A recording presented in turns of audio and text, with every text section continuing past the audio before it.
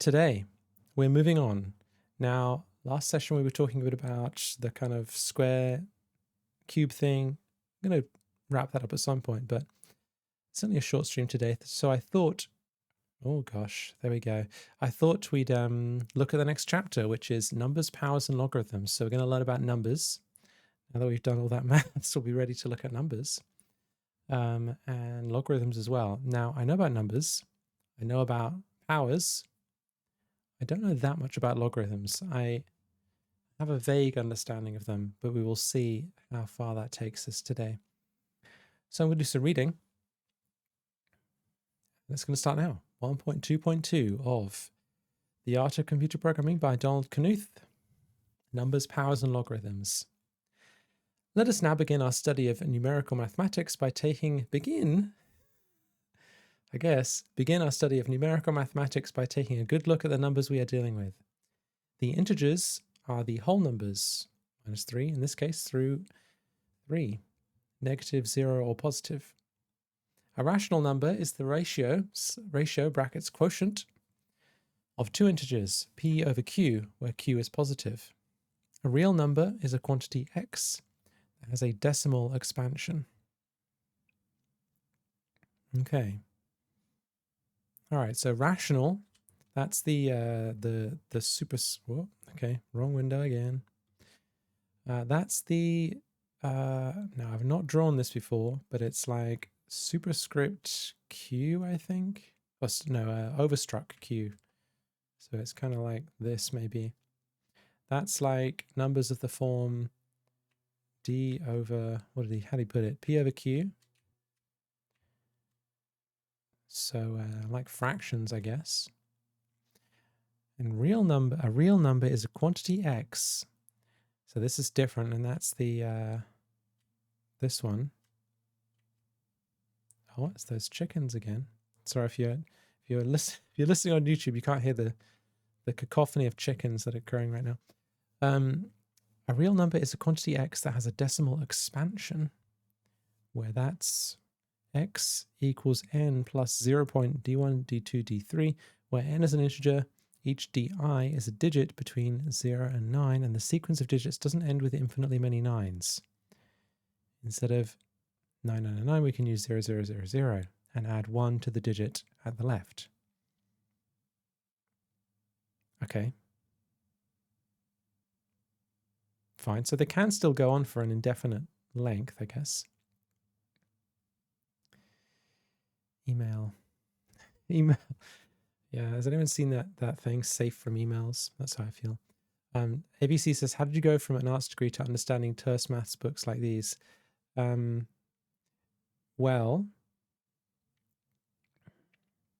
most of it I can't really describe, but essentially, like from my perspective, most of it has been in these streams. So you could look at it, but a lot of staring at this and the book of proof and trying to do lots of problems, basically. Now, I came with some understanding of maths, but very, like, I would say high school, secondary school level, not anything more than that. So I know a bit about fractions. My fractions are not great. There was a notable moment where I had to relearn how to add fractions a little while ago. Safe from emails, you got it. Yeah. Yeah, so like essentially it's all documented from my perspective. Now, of course, I knew things before and I knew about software before, and I did a little bit of study a few years ago of statistics. But yeah, mostly these streams. So you could, if you want to reproduce this exact experiment, then you can just stream reading through all of this book, and like about half of the book of proof as well. Yeah, so it's all there, better or worse. But it's a lot of time, more time than we would love to spend on this.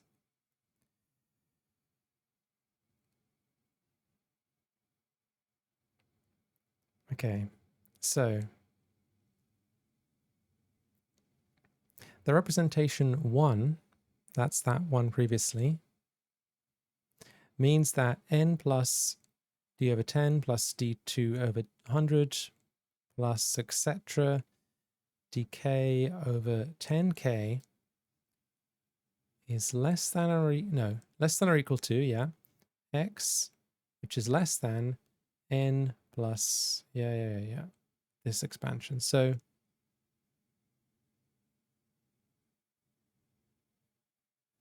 for all positive integers k,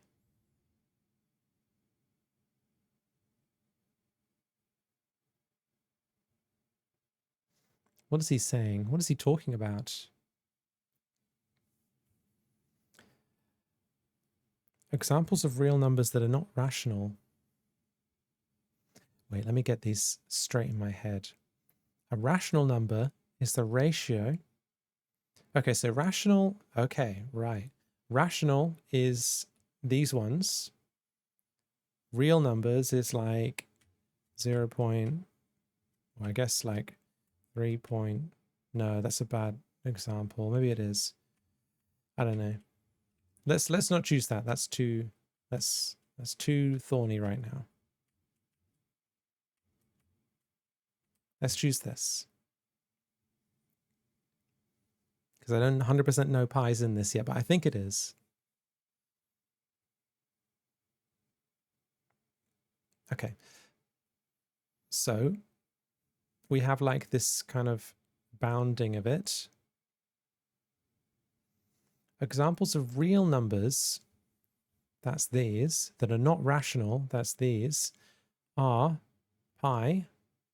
Okay, so pi is this, the ratio of the circumference to the diameter in a circle.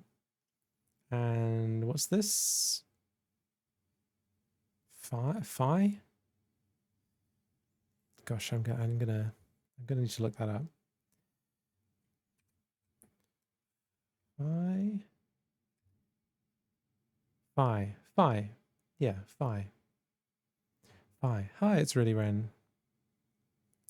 Welcome back. I haven't seen you in a while, I feel like. How you doing? Phi. Golden ratio. 1 plus root 5. See section 1.2.8. ABC, it is totally fine. It's totally fine. Ask whatever you like. I may not always get to you immediately, but definitely ask whatever you want. I'm glad it's going well. It's really Ren. It's going well here too. It's going to get a little hot in the next few days. I haven't been sleeping very well. I'm going to see the eclipse tomorrow, so that's exciting. But I'm going to read the next chapter, so I'm excited about that. Yeah. Anyone else got any big eclipse plans?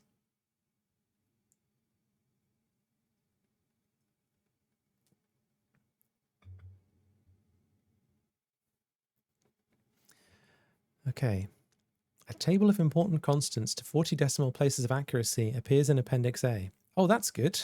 Let's take a look at that. Wait, what page am I on? All right, everyone, you ready to see some numbers? All right, in case anyone forgets the numbers, here's a reminder. Okay, we're on page 21. 21, gosh. Okay, here are some numbers. Back in the day,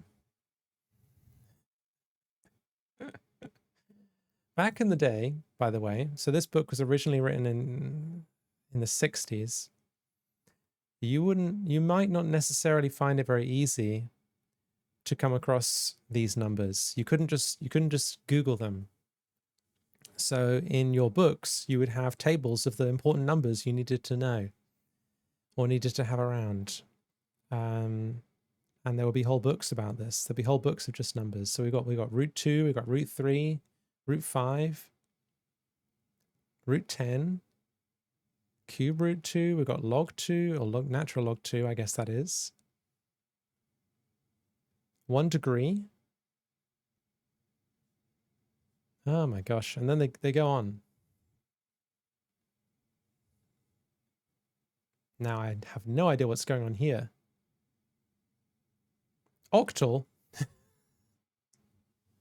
He's got 0.1 to 45 octal places. How delightful.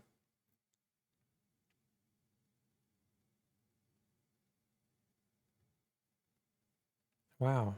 There you go. Oh, he needs them in octal because, of course, you're going to put them into your giant computer that you have available, right? So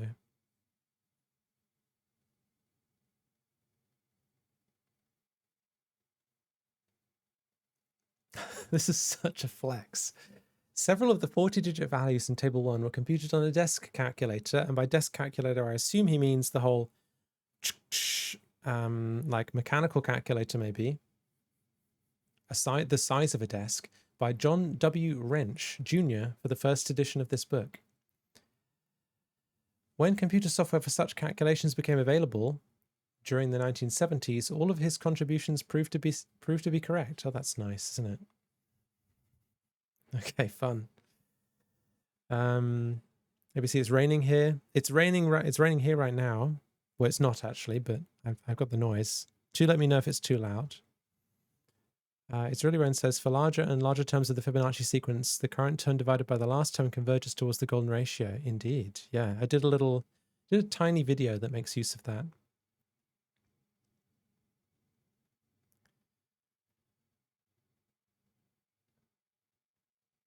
Yeah, it becomes more apparent the larger the terms are, because of course the ratio of 1 and 1, the first two terms, is not going to be root 5, but it tends towards that, right?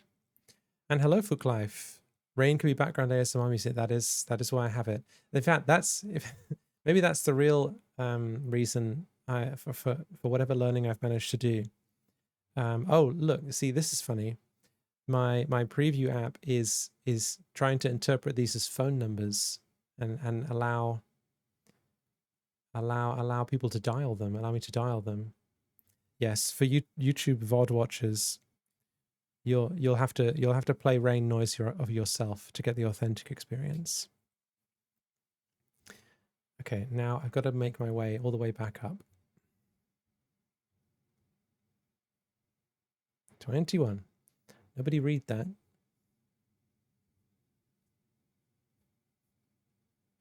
21.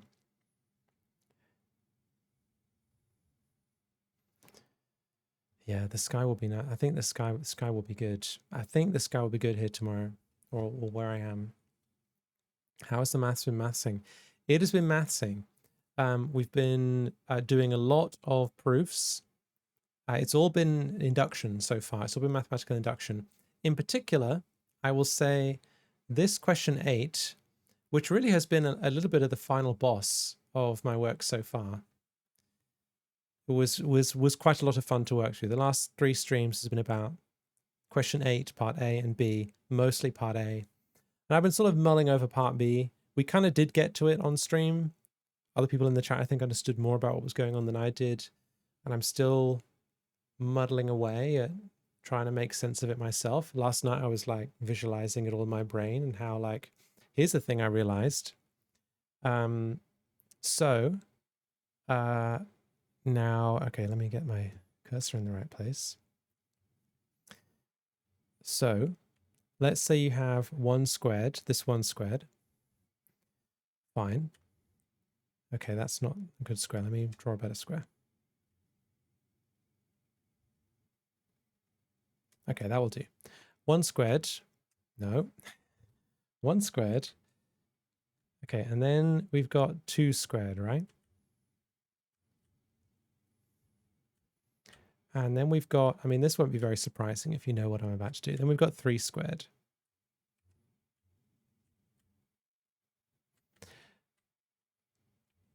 Oh gosh, I'm getting everything wrong.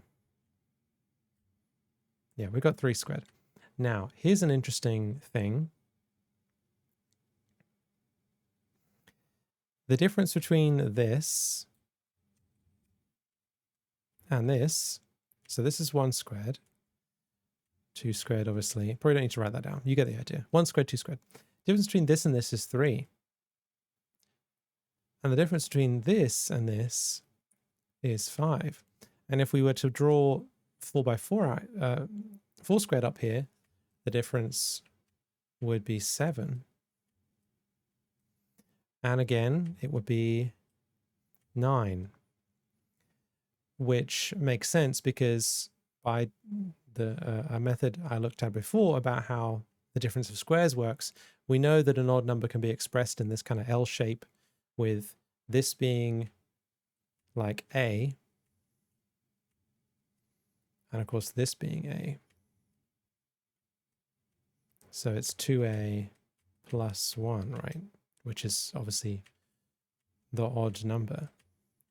So the difference between n squared and n plus 1 squared is some odd number.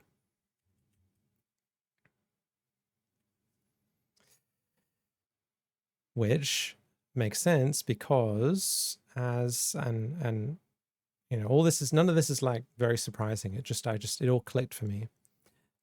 Max in this channel a while ago pointed out that if I wanted to go from n cubed to n plus 1 cubed, I can use Pascal's triangle,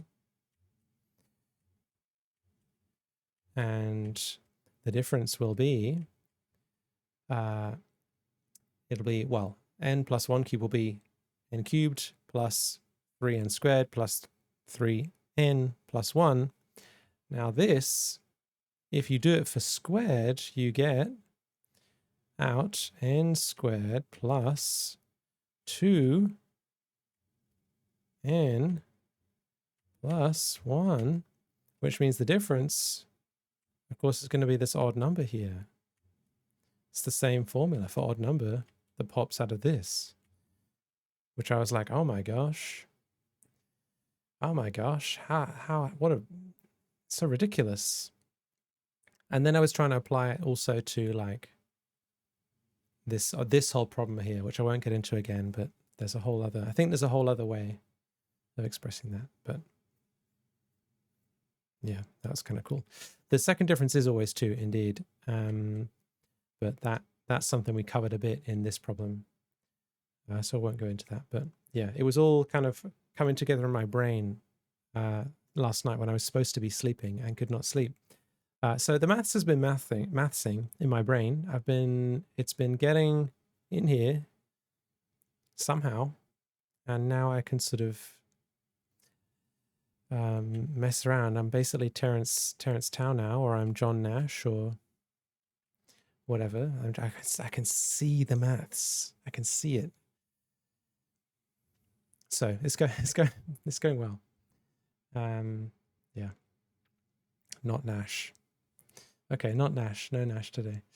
Right, so where were we? So we were looking at pi and phi, golden ratio. We looked at this table of important constants to 40 decimal places of accuracy.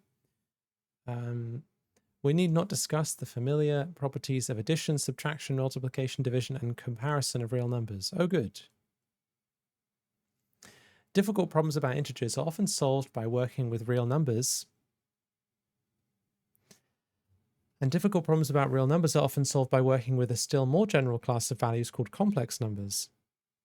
A complex number is a quantity z, or z, of the form z equals x plus iy, where x and y are real, and I is a special quantity that satisfies the equation I squared equals -1.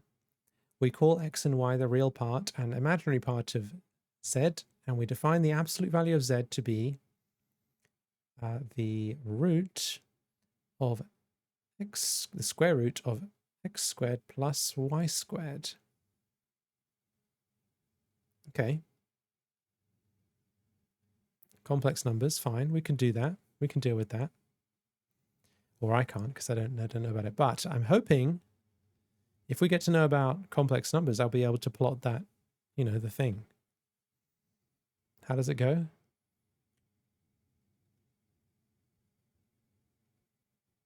Is this right? This one. It comes out here too. The complex numbers are nice to think about as coordinates where the real part is the x coordinate and the imaginary part is the y coordinate. I have wondered that, actually. Oh, interesting to have that confirmed. Yeah, if we're in complex numbers, maybe there'll be some exercise about that. Yeah, bubble stream. Yeah, that's the Mandelbrot. Incredibly accurate. You know, it's amazing how everything is related in the universe, including my neuron's ability to flawlessly render the Mandelbrot set. Okay, the complex conjugate of z is over bar z bar something equals x minus iy. All right, and we have z over bar z equals x squared plus y equals the absolute value of z squared. Okay, whatever that is. The theory of complex numbers is in many ways simpler and more beautiful than the theory of real numbers. Real numbers suck. Real numbers suck. Complex numbers is the main thing, but it is usually considered to be an advanced topic. Therefore, we should concentrate on real numbers in this book, except when real numbers turn out to be unnecessarily complicated. S. Destroyer says, watch it jump to quaternions in 2 pages. Did I pronounce that right? Quaternions? Quaternions? In 2 pages. Yeah, I do think that is like definitely something Knuth might do. Were they even invented when Knuth was writing this? Because they're like a relatively recent invention, right? Hello, by the way, S. Destroyer. Yeah, I feel like they were invented kind of recently. Or discovered, I don't know. However you want to say. Let's not get into that. Prime numbers are the most annoying. They're saying prime numbers is over now. They're saying AI has solved prime numbers.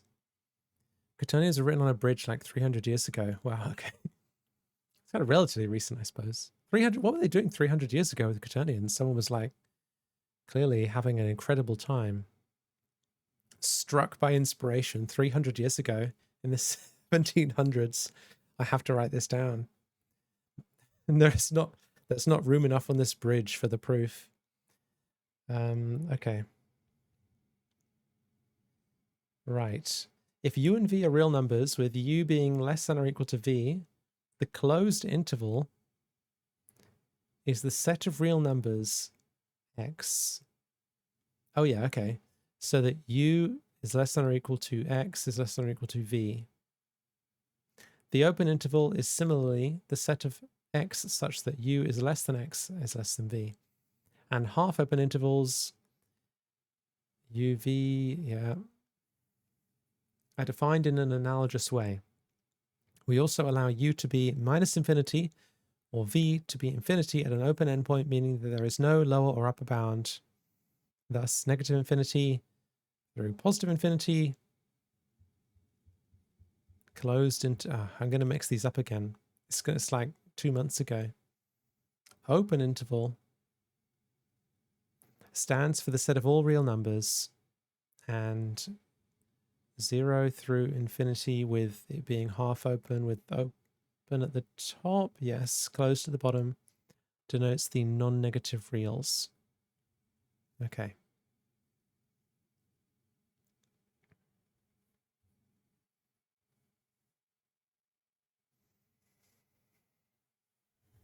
Throughout this section, let the letter b stand for a positive real number. If n is an integer, then b to the power n and o to the power n and minus b to the power n are defined by the familiar rules. B to the power 0 is 1, b to the power n is equal to b to the n minus 1 times b. If n is greater than 0, b to the power n equals b to the power n plus 1 divided by b if n is less than 0. Is that the rule, huh? I never really saw a proper rule for that. I just sort of thought, okay, minus 1. Yeah, I think all I have in my brain for negative powers is this is equal to 1 over b. I think. And even that I'm not massively sure about. This I don't know. But I guess we can work it out, right? So in theory, b to the minus 2 equals b to the power minus 1 over b. And so then we've got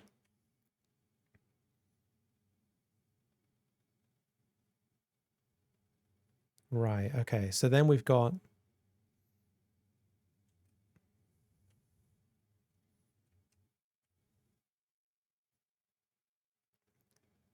b to the power 0, which of course is 1 over b over b, which means we've got, I've run out of space.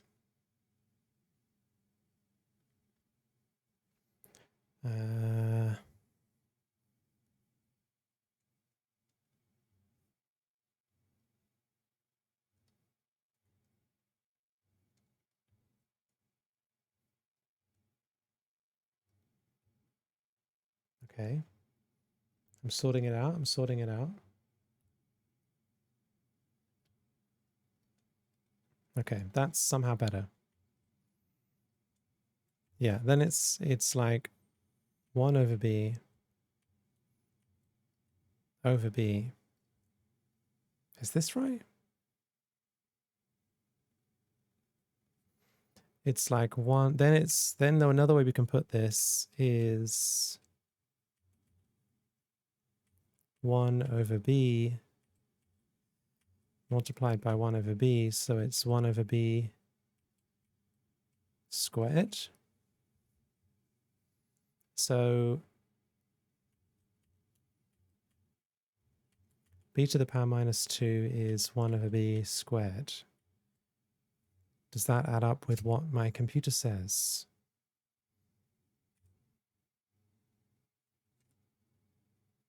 I really need to learn how to use my keyboard.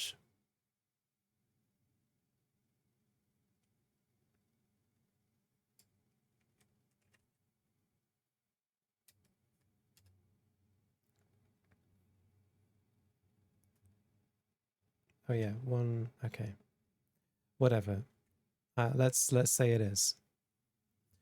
S. Destroyer says, here as he walked by on the 16th of October 1843, Sir William Rowan Hamilton, in a flash of genius, discovered the fundamental formula for quaternion multiplication. I2 equals J2 equals K2, sorry, equals IJK equals minus 1, and cut it on a stone of this bridge. That's the plaque on the bridge. Huh. Cool.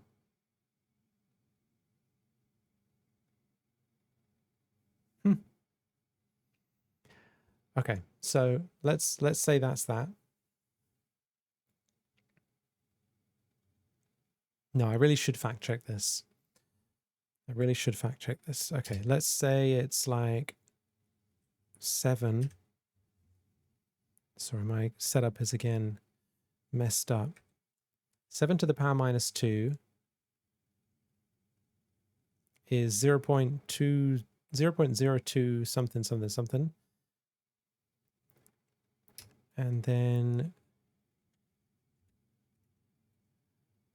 1 over. Oh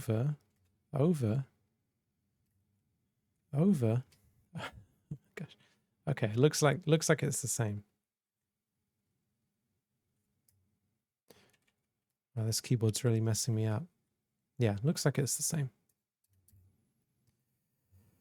Happy Nora, it's Thursday. Happy Thursday, everyone. Happy Thursday. It's not Thursday. S. Destroyer says it took 100 years to go from e to the power I theta to quaternions. Kind of seems like an immediate jump, to be honest. Could be. Raj says, what's the prerequisite to follow this book? In theory, well, Knuth says basically high school-ish mathematics, but I'm not sure he's right. I don't know yet. because I've not gotten that far through it. I think Knuth says probably concrete mathematics is probably the right prerequisite, and high school math as well. So I think that's probably what he expected, but whether he's right will depend on the person.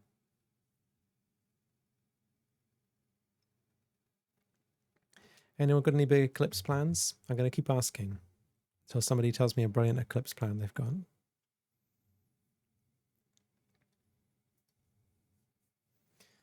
Okay, all right, so that was Bn if n is less than 0. 0 to the power 0 is 1, 0 to the power n is 0, and if n is greater than 0, and I guess if it's less than 0, it's undefined because it's a division by 0, minus b to the power n is equal to minus 1 to the power n multiplied by b to the power n. Is that... I guess that maybe it does need to be stated. It's certainly convenient. It's easy to prove by induction that the laws of exponents are valid. It's easy, he says. You didn't know there was an eclipse? There's an eclipse. Well, there may or may not be an eclipse where you are. But there is an eclipse in Iceland. Total eclipse in Iceland. There's a total eclipse in northern Spain. And there's a partial, pretty strong partial eclipse in the UK. Southwest UK, probably best. But it's still actually, I think most of the UK will see it. But don't stare at the sun, Woodberg. Otherwise, you won't be able to watch this stream for much longer. You'll be on audio only mode. You're getting a partial. Oh, is it lagging? Any lagging for anyone else? Anyone getting any lagging? I'm getting okay. Getting okay results. Phobos says, in the intro material, Knuth talks about how problems range from immediate approachable to graduate level research. I know I definitely learned a bit while in high school, clueless, and looking at books above my abilities. Yeah. It's really Ren says, would you actually go blind or is it temporary? I think it's one of those things where, like,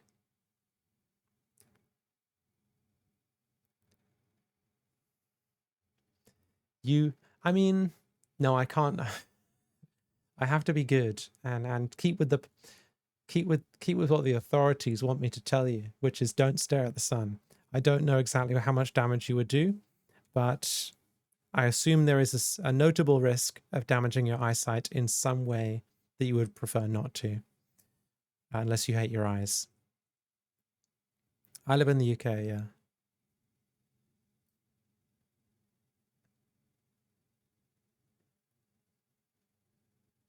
You have glasses from the eclipse a few years ago. If you're in the UK, those glasses are like 20 years old. Oh wait, was there one more recently? Was there a partial one more recently? There was a total one. No, total one was 99, right? When I was... No, I shouldn't say that. When I was a child, I was harder to convince not to stare at the sun. Oh, you're in the USA. Oh, you get it as well, do you? Huh. That's cool. Math stream, one of my recommended streams. Oh, I'm sorry. I'm sorry, you got that NASA logo. Surely you must love maths. It's really Ren. I think you would lose the staring contest with the sun. I think the sun would beat you by a long way. I'm sorry. The sun is pretty powerful. Nobody stare at the sun. If you even look at the sun, you will immediately go blind in one small section of your vision, and that is a warning not to do it. Okay. Now where were we? It's easy to prove by induction that the laws of exponents are valid. B to the power x plus y is B. Yeah, okay, the multiplication one and the addition one. Well, this is the multiplication, I guess. And then this one. Whenever x and y are integers. Okay, he's going to do it. He's going to do it. If u is a positive real number and m is a positive integer, there is always... Okay, let me engage my brain in this. If u is a positive real number, if you are a positive real number, no, stop confusing myself. I need to... If u is a positive real number and m is a positive integer,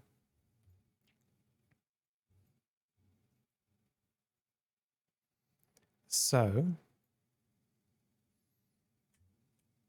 let me get this here. Let me try and do this right. Not like that. Come on. I mean, that will have to do. So that's a real number. And m is a positive, here's one I'm more comfortable with, integer. And I guess it's...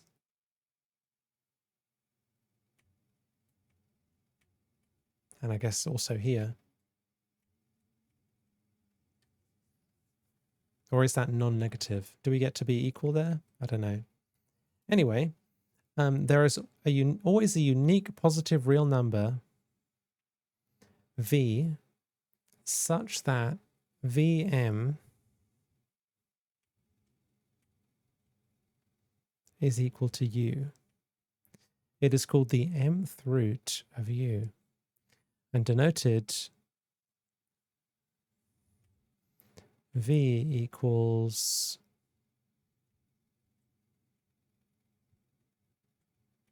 the mth root of u. Yeah. Don't stare at the Eldrick nuclear reactor either.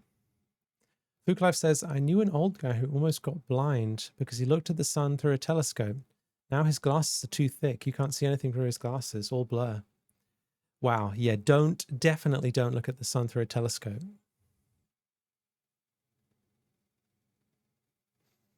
Yeah, that is bad. That is like, it should be very clear to see if you've ever seen in a film, and hopefully not done in real life, the whole burning ants thing with a magnifying glass. That, you know, that's what's happening to your eyes. That's what happened to your retina. If you do any focusing of the sun on your retina, including with your own lens and your own eye. Yeah, what did he see though? Anyone see that film where they get obsessed with the sun? What was it called? They like go crazy because they love the sun too much. That was a weird one.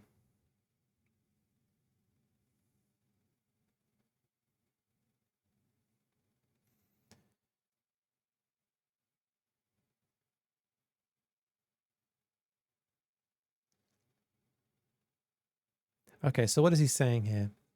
He's saying if u is a positive real number and m is a positive integer, there is always a unique positive real number, v, that if you raise it to the power m, it will equal u. So let's say u is 4.0 and m is, I don't know, 2. There's always a v, which if you do this, hello AstroSelf. Hello, how you doing?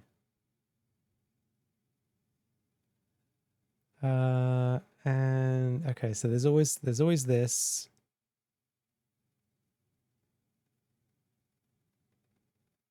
Which equals 4.0. So there's always something that if you square it, you get 4, which in this case, I guess is going to be 2. Good, I'm glad, Asto. All right, so it's not equal. Let's say that.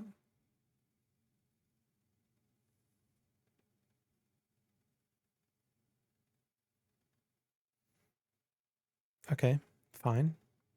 So there's always something. I guess it's another way of saying there's always an answer if you take any root, any integer, any positive integer root of any. Yeah, you can always take the positive integer root of any positive real number and get a value out of the end that you can then raise to the power of that original thing you rooted it by and get the original one. Okay, that's fine. I can agree with that. We now define BR for rational numbers. For rational numbers, sorry, we now define BR for rational numbers R equals P over Q as follows. So we're now saying B to the power PQ. Hello, Jesper. Hello, Jesper. Hello, Raiders. Wow, what a big raid. Hello, everyone. How are you doing? Hello, Okras. Hello, Tynek. Hello, Jesper. Hello, Tamwal. Jesper, how was your stream? What were you streaming today? Hello, Neptune. Hello, Fluffy. Hello, hello, hello. Tynek, you have your own emoji. That's nice. Or I guess it might not be yours, but it's a special one for you. Hey, Ispa, how was your, or why Forspa? How was your stream? It was great. Wrote a basic SHA-256 implementation in assembly. Nice. Nice. What dialect of assembly or what standard of assembly? That sounds fun. Here we are, yeah, we're doing some maths. We're doing some Knuth maths. AT&T for gas. Nice. Nice.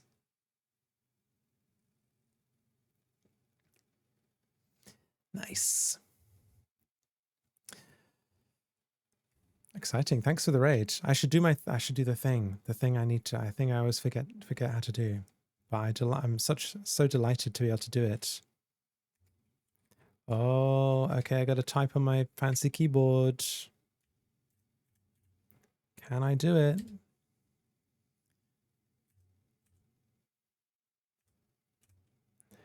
Yeah, there we go. Go get if that sounds good to you, writing a SHA-256 in assembly, you should go give Jesper a follow. Done MD5 SHA-1 as well, and the idea is to compare OpenSSL and beat/reach the performance of OpenSSL and others. That sounds cool. That sounds great. Doing this just for fun. That's the best reason. That is well, maybe it's definitely a very good reason anyway. Definitely a very good reason. Yeah, today, for those who have just joined us, today, now I know you've come here because you want something exciting, and we're learning about numbers. Donald Knuth is teaching us about numbers. He's teaching us about numbers. He's teaching us about all the different kinds. And we're just about to prove, or he's just about to prove, the laws of exponents for, well, he's going to prove it by induction for integers, I guess, which is pretty cool.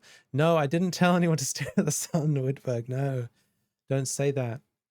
Nobody stare at the sun at any time, in particular when there's an eclipse, or though actually in particular all the other times. Yeah, I'm being very careful. Twitch has very strict guidelines. Don't tell anyone to stare at the sun. You should not do it. It's a bad idea. I don't care how many eclipses there are. You really need to not do that because you can get seriously hurt. That's what you come here for, right? It's that kind of health information. Okay, so where was he? B to the power of P over Q. So he's trying to define it for the rational numbers. Equals, what is he trying to do? The Knuth root of B, is he saying to the power P? Is that what that's about? Or is he just multiplying them? I think he's doing it to the power P. This definition, due to Oresme circa 1360, is a good one. Oh, good. Oh, good. Thank you, Knuth. To the power of P. Oh, good. Thank you. I appreciate that, Okras. Let's ask Elon Musk to throw us to the sun, sun in a rocket. He might do that. So you be careful what you ask him for.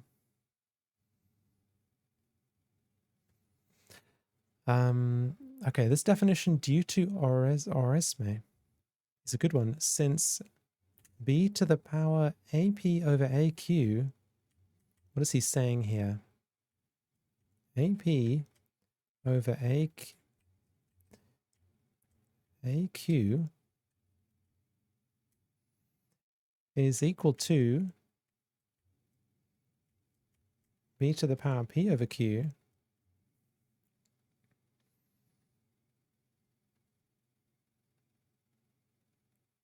okay, because the A cancels, I guess. Makes sense. And since the laws of exponents are still correct when x and y are arbitrary rational numbers, see exercise 9. I didn't do exercise 9. Is this work for university? It is not. It's for my own, just like Jusper, I am doing this for my own satisfaction. Enjoyment might be putting it too strongly. Yeah. Hello, Kiara. How you doing? Welcome back. Yes, it is for fun. Fun of some type 2 fun, as my skip level boss is fond of calling things. Okay, so I will need to muddle around with that a bit. Finally, we define b to the power x for all real values of x. Suppose first that b is greater than 1. Right, we can do that. We can suppose that, Knuth. Let's suppose that if x is given by equation 1, now equation 1 is way back. Okay, fine, is that.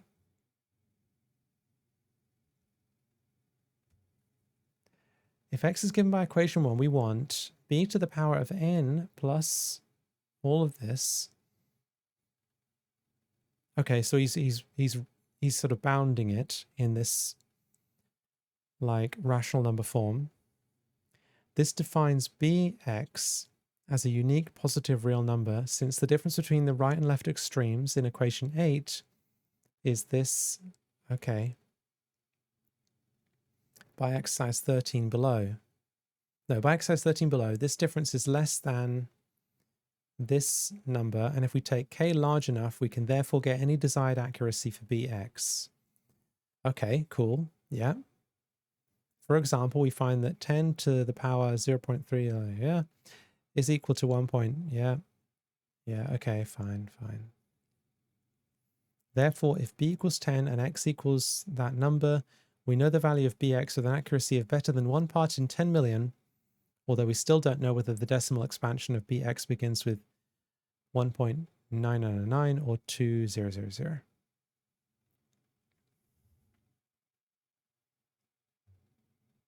Other way around. I don't know what I had needed there. Oh, sorry. Yoni, what program? Hello, by the way. What program are you using to display the PDF and draw on the site? So, the PDF is just the Mac preview app with a PDF open, and over the top of it is a browser source. That browser source is running a custom app, and the app takes WebSocket events which describe strokes on the page. That is powered by a server, and the server takes some inputs from my Apple Pencil and some inputs from my keyboard so that I can draw and erase and do other things as well. So it's like a kind of custom Telestrator, I suppose, but it only applies to this particular source.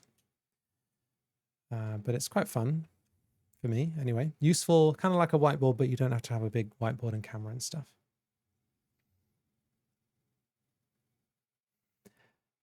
Okay, so where is he going with this? Thanks for the question, by the way. Therefore, okay, we did that. When b is less than 1, we define b to the power x is equal to 1 over b to the power x.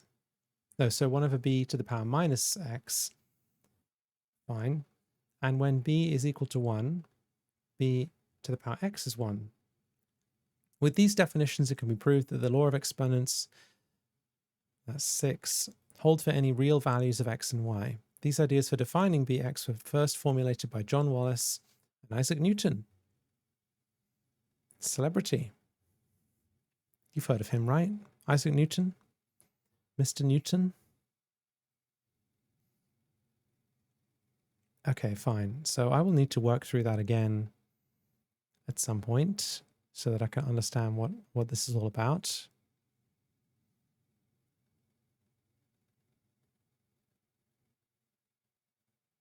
So in this proof, he's starting off with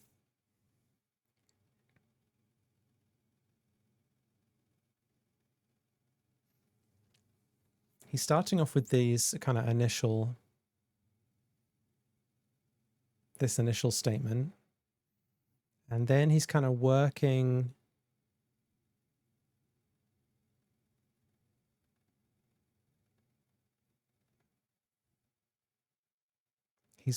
through into maybe the rational numbers, and then he's working through into the real numbers, and I suppose at some point these things are popping out, but I can't yet quite see where he's going with that. So I'll need to do a little more work there.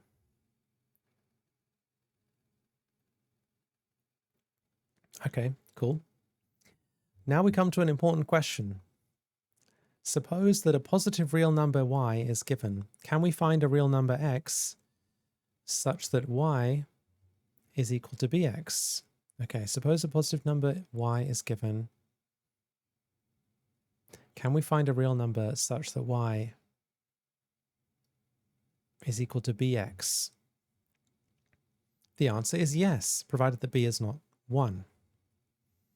If we simply use equation 8, that's that one, in reverse to determine n, and d1, d2, etc. when b to the power x equals y is given.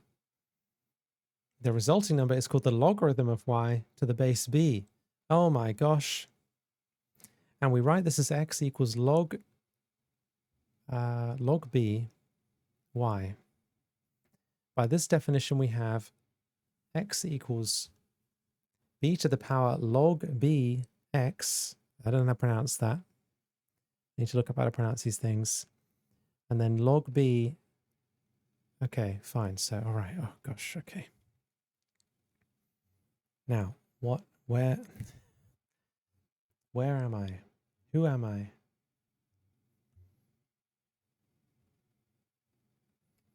He only defines operations here. Okay.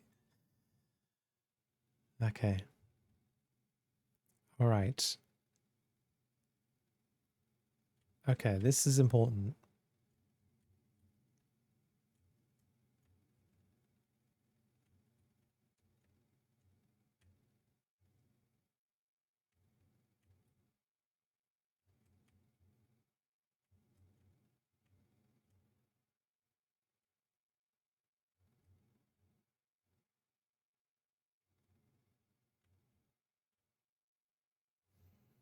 Okay, so b to the power of log bx is going to get us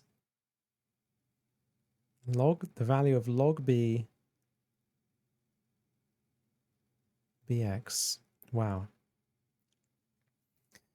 Okay, I have a funny feeling that I may need somebody else, I may need another author to explain this to me at some point. Okay, still, I mean, it's cool. As an example, equations 9 show that log 10(2)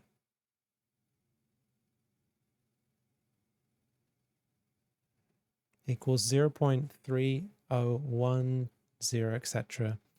From the laws of exponents, it follows that log bxy equals log bx plus log by. Okay, so there are rules about logarithms. I know that. I know enough about logarithms to know that.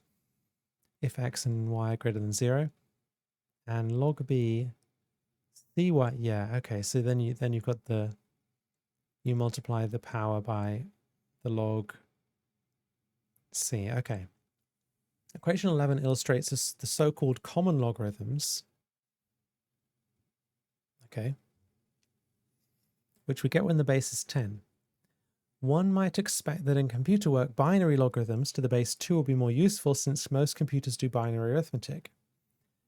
Actually, we will see that binary logarithms are indeed very useful, but not only for that reason. The reason is primarily that a computer algorithm often makes two-way branches. Binary logarithms arise so frequently it is wise to have a shorter notation for them. Therefore, we shall write LGX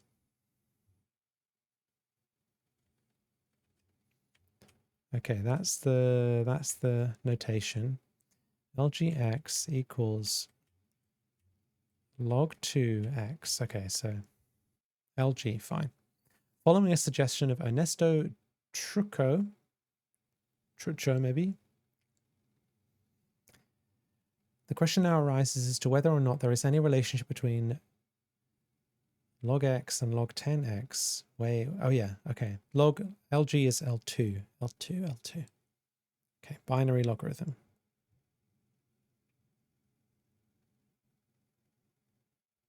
One of the things I liked about Hammack's book is that he told you how to pronounce things as you went. But that's not really Knuth's style. Fortunately, there is.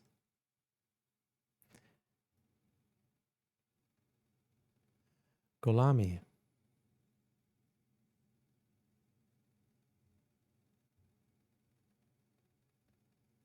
What's pronounced Golami?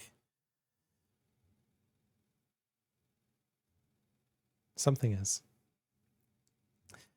Okay.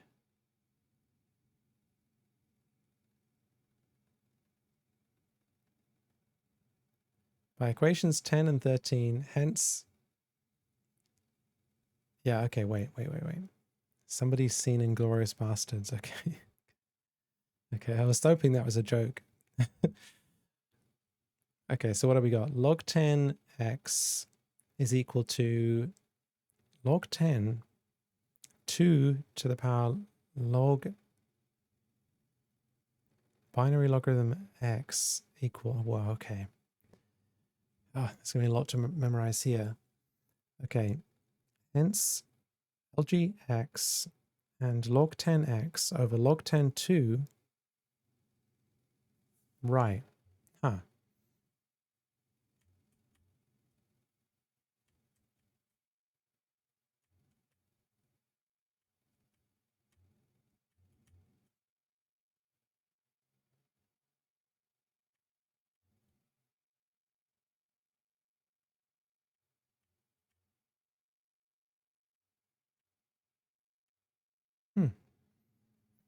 Kiara, don't worry. Don't worry. Maths as she is spoke, I guess. Right. And in general, we find that maths is not real. Always says that is possibly true. But what is?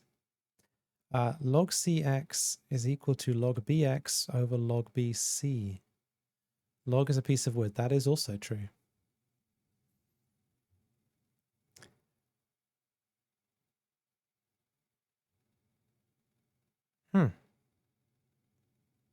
Okay. Equations 12, 13, and 15 are the fundamental rules for manipulating logarithms. Good. It turns out that neither base 10 nor base 2 is really the most convenient base to work with in most cases. There is and see, I was ready for this. There is a real number denoted by e, 2.718, etc., for which logarithms have simpler properties. Logarithms to the base e are conventionally called natural logarithms, and we write ln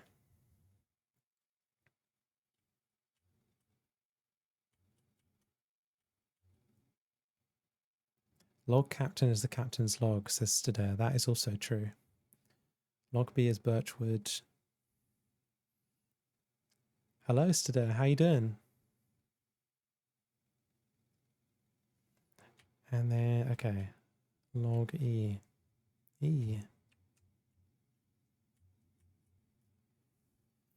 This rather arbitrary definition, in fact, we haven't really defined E, probably doesn't strike the reader as being a very natural logarithm, yet we'll find that ln x seems more and more natural the more we work with it. John Napier actually discovered natural logarithms with slight modifications and without connecting them with powers before the year 1590. Wow, before quaternions. Many years before any other kind of logarithm was known. Wow, okay. The following two examples, proved in every calculus text, shed some light on why Napier's logarithms deserve to be called natural.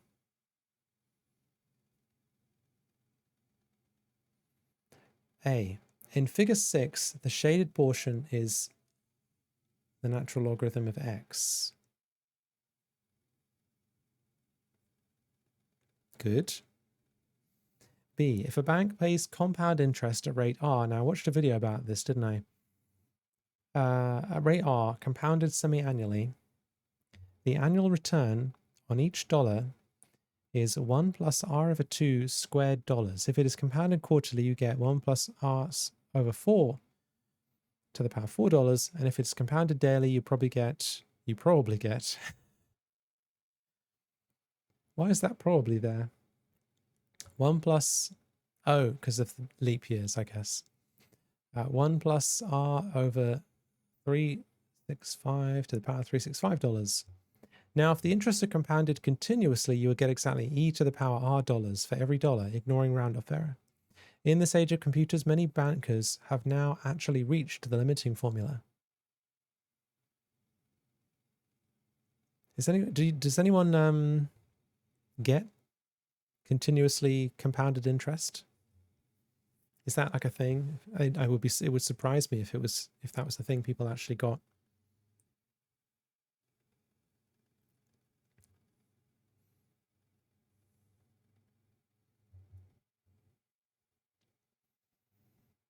I don't think I get it. We conclude this section by considering how to compute logarithms. Oh, sorry. And the interesting history of the concepts of logarithm and exponential has been told in a series of articles by F. Kajuri, and then we can look them all up. From a 1913 article. That's quite nice. We conclude this section by considering how to compute logarithms. One method is suggested immediately by equation 8. If we let b to the power x equal y and raise all parts of that equation to the 10 to the power kth power, we find that b to the power m is less than y to the power 10 to the power k, b to the power m plus 1 for some integer m. All we have to do is get the logarithm of y. To get the logarithm of y is to raise y to this huge power and find which powers m and m plus 1 of b the result lies between. Then m over 10 to the power k is the answer to k decimal places. A slight modification of this apparently impractical method leads to a simple and reasonable procedure. We will show how to calculate log 10x and to express the answer in the binary system as log 10x equals n plus b1 over 2 plus b2 over 4 plus b3 over 8, etc. Stair says your bank gives you 0% interest, so I guess you could say, oh yeah, it's compounded. It is. I guess it is compounded continuously. Sorry to sorry to hear that. Unless, of course, that is your. I suppose it could be your choice, right? If you're of a certain persuasion, then that's what you want. So congratulations on your correctly calculated interest.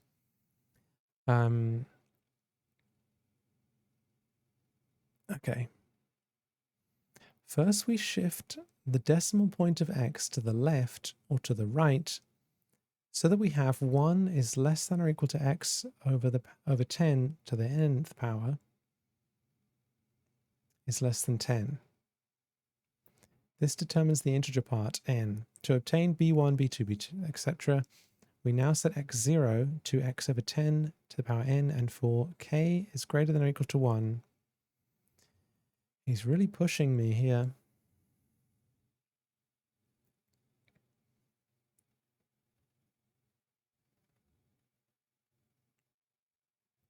b indexed k is 10. What on earth is he doing?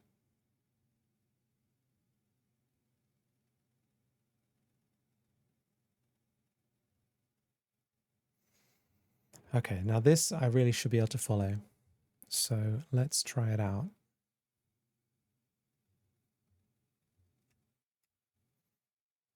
So let's say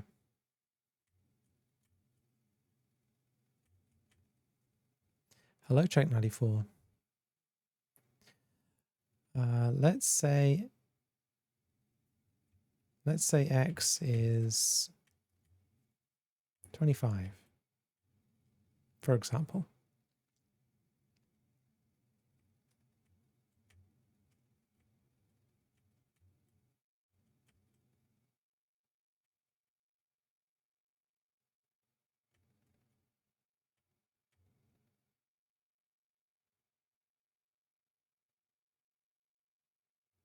Oh, it's in binary. Oh, true. Yeah. All right. I guess we pick a binary number for x. I mean, I guess we could put anything in, but let's go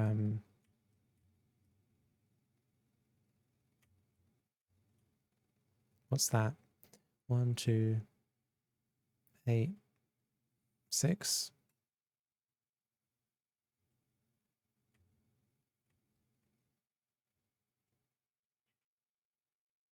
Yes.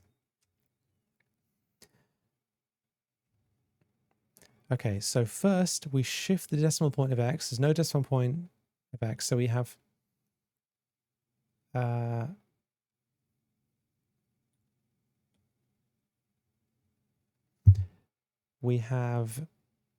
it's greater than 1, greater than or equal to 1. No.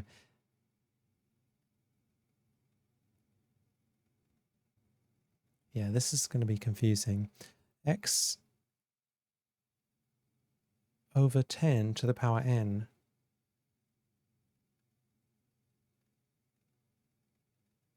Where's that n coming from?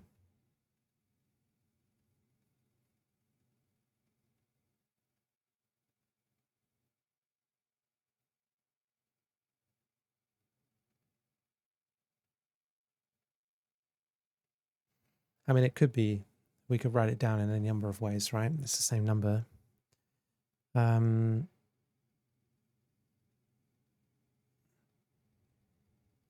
So we come up with n.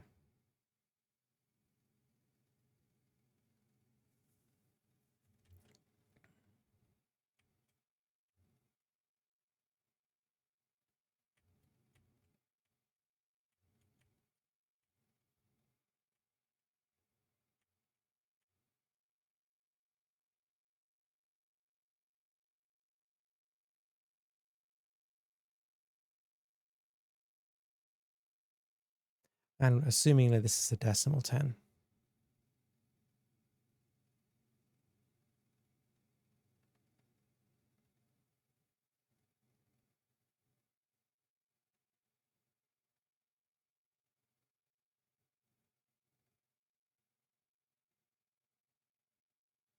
Oh, yeah. Thanks today. Standard error, yeah.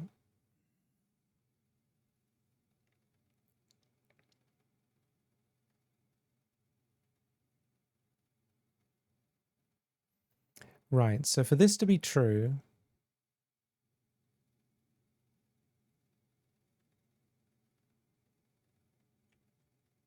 we have to work out what this is. And this is already between...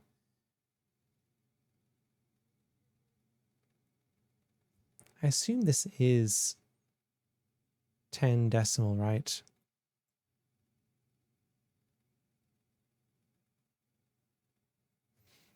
In which case, it's going to be 0, right?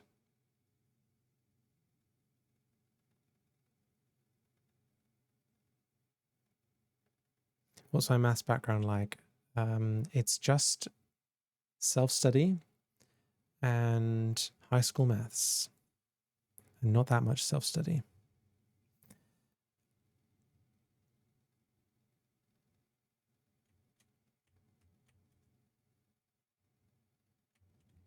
Okay, let's keep this in decimal just to avoid getting myself confused.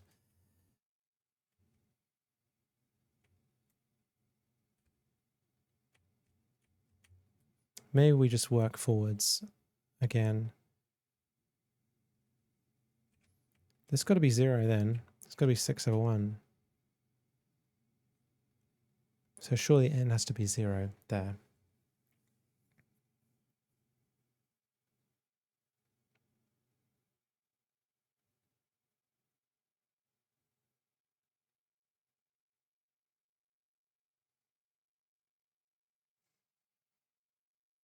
Okay, well, there's something there. To obtain b1, b2, etc., we must now set x 0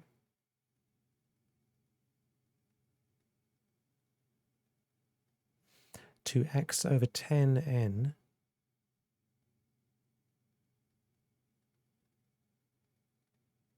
x0 indexed, we've indexed into x somehow. So that's going to be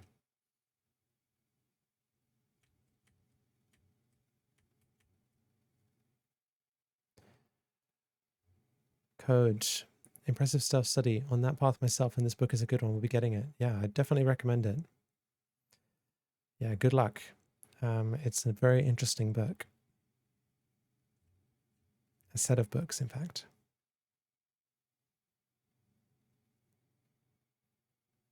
Okay. And for k is greater than or equal to 1, bk, so we index into b, which I assume doesn't mean anything. No, it does. It's this one.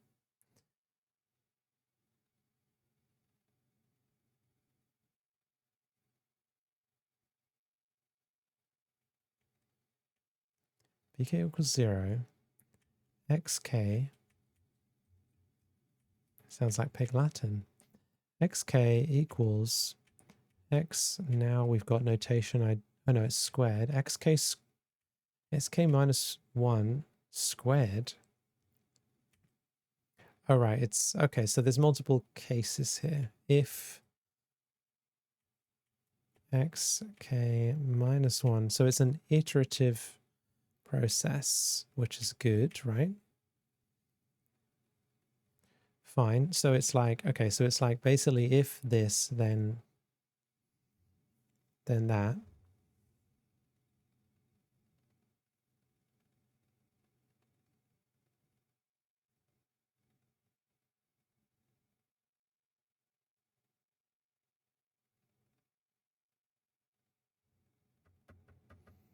Fine, okay. The validity of this procedure follows from the fact that, so that's the whole procedure, I guess. The validity of this procedure follows from the fact that 1 is less than or equal to xk equals x squared to the power, or x to the power 2 to the power k over 10 to the power 2 to the power k, and then there's a whole bunch of other stuff is less than 10 for k, 1, 2, 3, etc. As is easily proved by induction. Not perfect. In practice, of course, we must work with only finite accuracy, so we cannot set xk k to equal xk minus 1 squared exactly. Instead, we set xk equal to xk minus 1 squared rounded or truncated to a certain number of decimal places. For example, here is the evaluation of log 10 2 rounded to 4 significant figures. Okay, now here we get some sort of example, execution. Right. What time is it? 4:50. Okay. Right. So we start off with x0 equaling 2.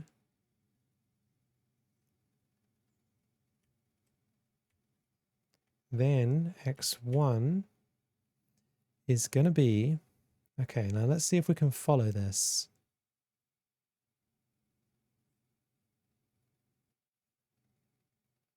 Oh, B is the, fine, okay.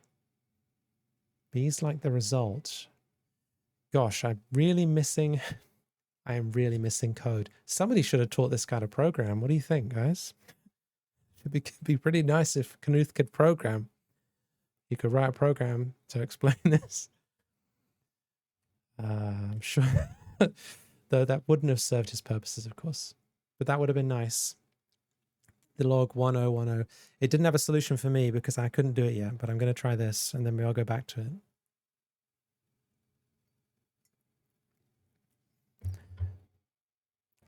Okay, so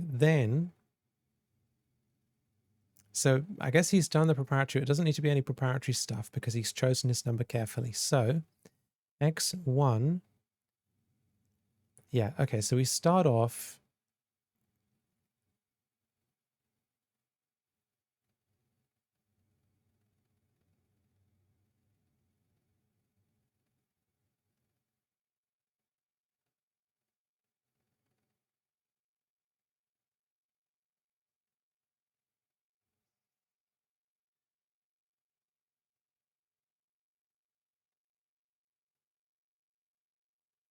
I feel he's probably squaring it here. Yeah, he's squaring it here. But what is all this indexing about? Okay, so we've got xk here. Xk, which is in this case, let's say x0. We don't know which one of these it's going to be because we need to calculate xk minus 1. So it's like going down even though we're going up.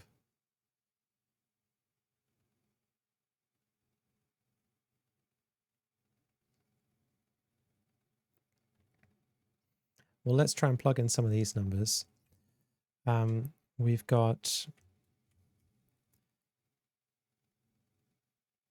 x1, which we know is 4, is going to be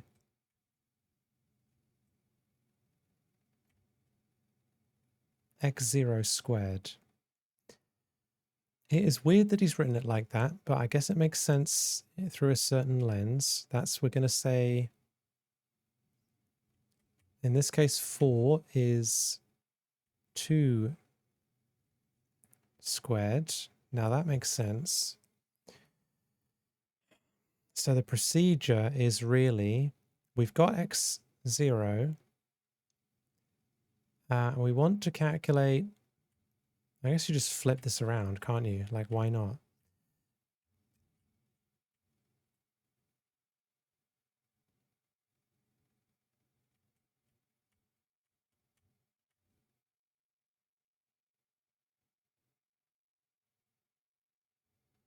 Wait, is that right? No, that's not right. That's not right. I've got that wrong.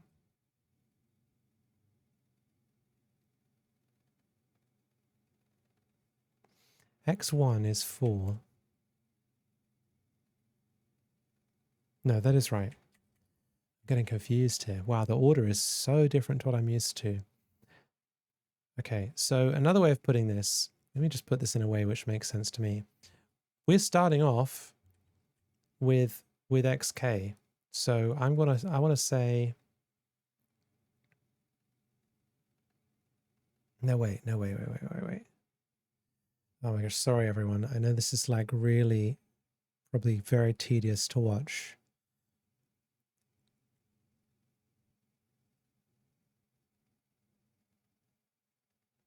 No, we are going up. We are going up.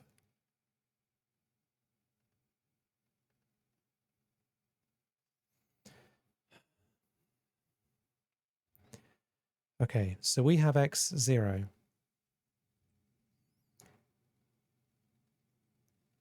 We want x1.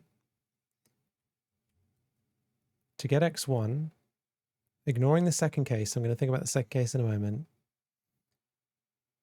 we get x0, which is, this will be x1 minus 1. So of course x0 squared, which of course is going to be 2 squared, which will be 4.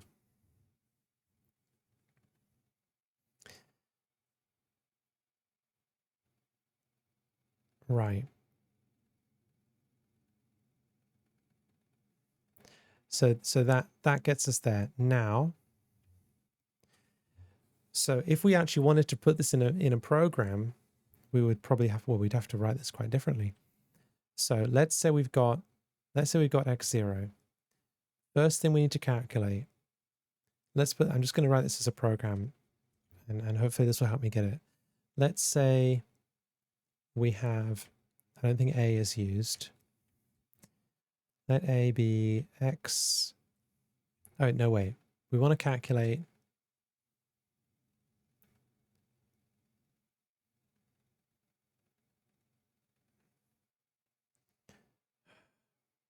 right. First,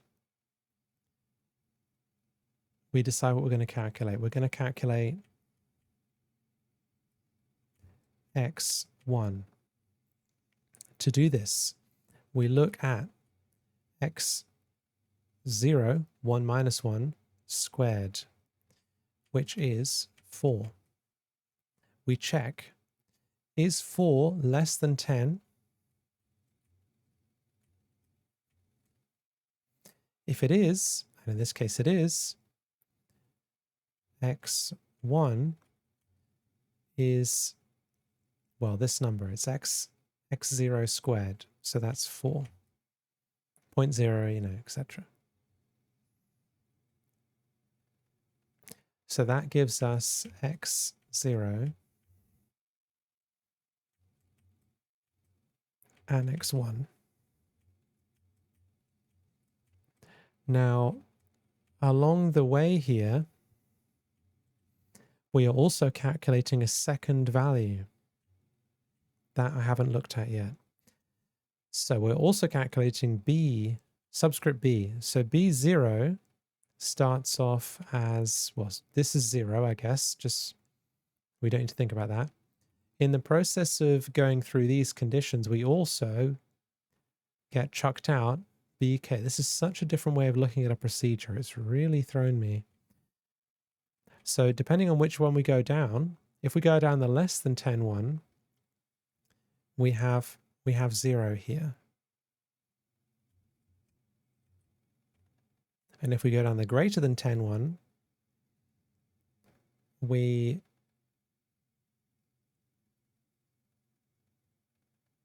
get 1. Right. Okay. Okay, so in principle then, we can calculate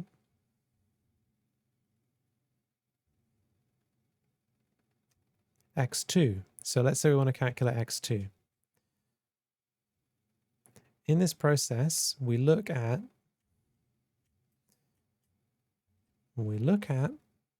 x1 squared. That is going to be 16. 16 is greater than or equal to 10. Therefore, x2, we're going down this path here, x2 is going to be 16, that's the x1 squared, this number, 16 over 10, or 1.6. So 1.600. And bk, sorry, b2 is going to be 1.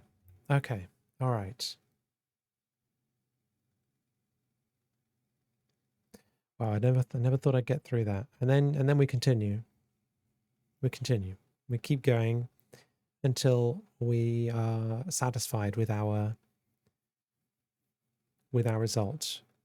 So if we were to go back to this 6 that we had before, let's get rid of all these.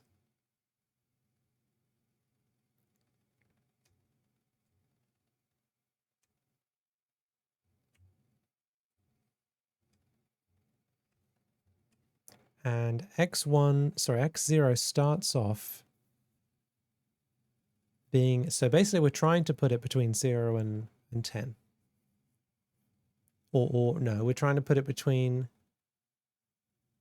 we're trying to make it greater than or equal to 1 and less than 10. And we're dividing it by powers of 10 to do that, is what we're trying to do.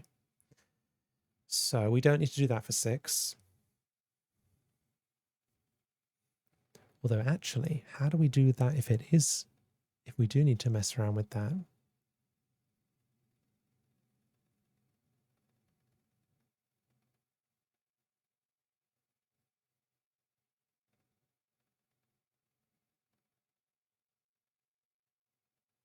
That I don't quite get yet.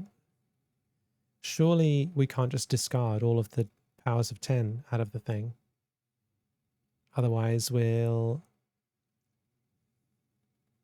be losing information, right?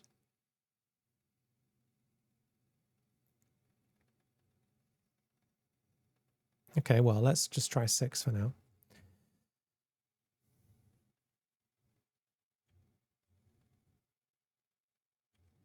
To do this, we look at x0 squared, which will be 36.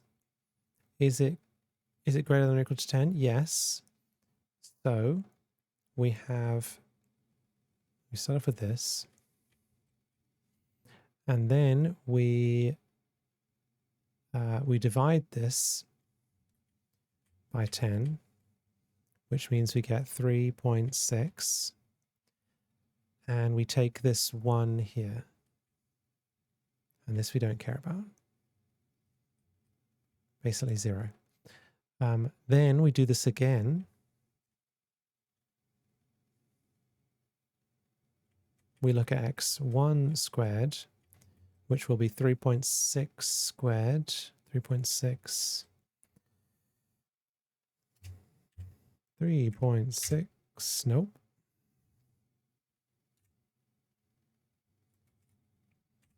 .6, that's 12.96.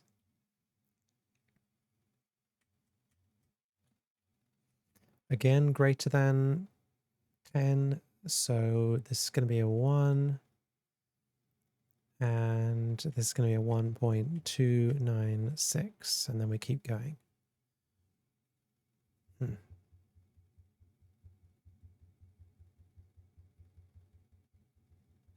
Okay, interesting. And we're getting this in binary form.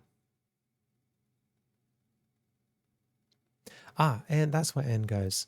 N is in this, is in here. That's how we determine the value of n. Because we're shifting things around to make this between 1 inclusive and 10 exclusive. And that's how we determine n. So the n goes in here.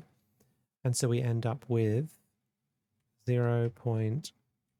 To 3 places, 0, 1, 1, which will be, this will be half, quarter, eighth. So we've got 3/8, I guess.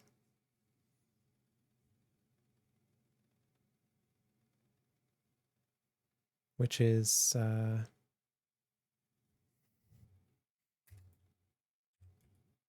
can feel I'm going to have to learn more mental arithmetic. 0.375.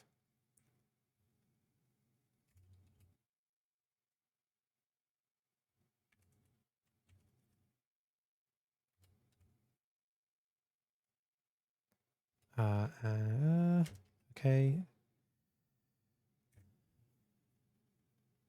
All right. Well, it doesn't look right, but there you go.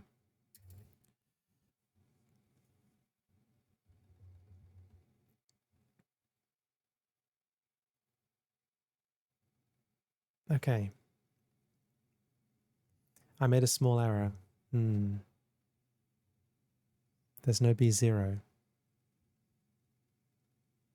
Oh, yeah. Thank you. I appreciate that standard error.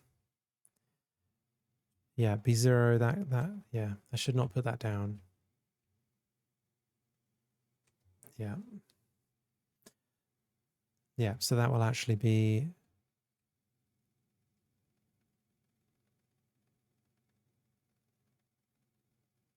3/4.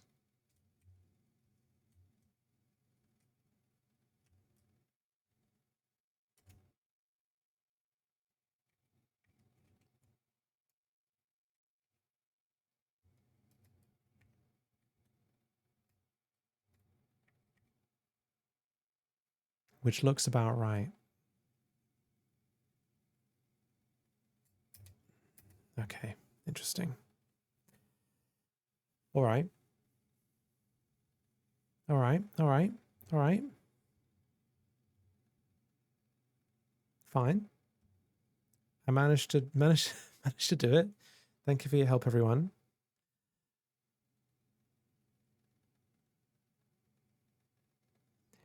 Okay, he continues. Computational error has caused errors to propagate. The true rounded value of x10 is 1.798. This will eventually cause B19 to be computed incorrectly.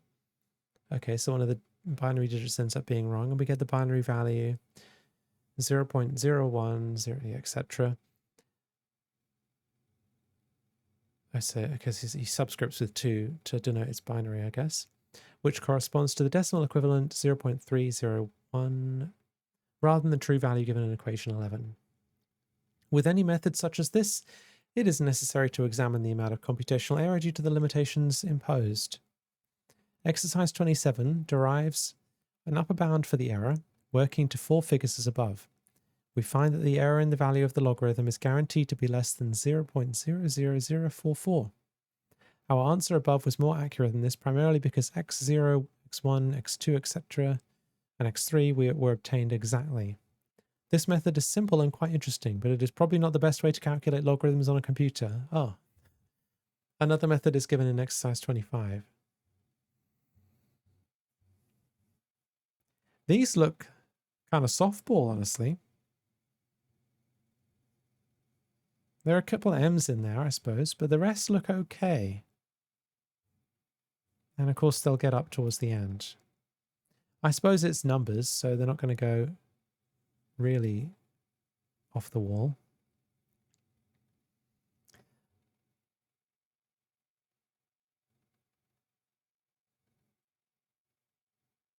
Right. Okay. Okay, interesting. Interesting.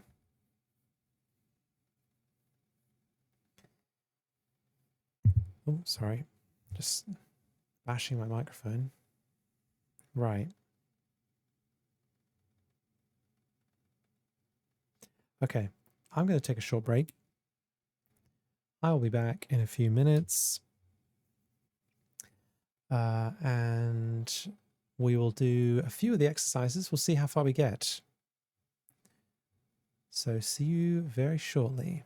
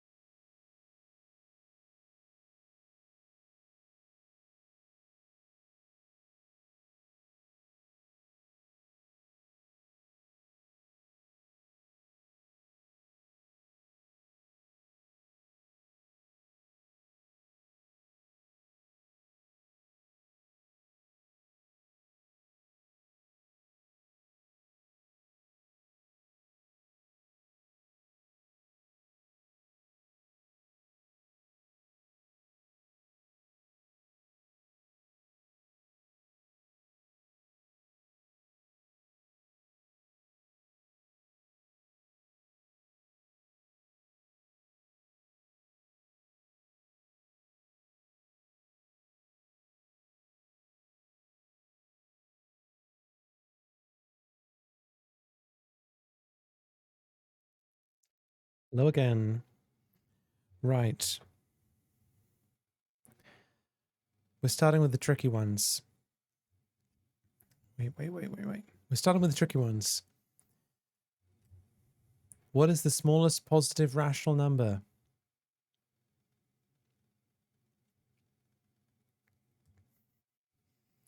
Rational. How's that defined again? Ratio of two numbers where Q is positive. Ratio of two integers.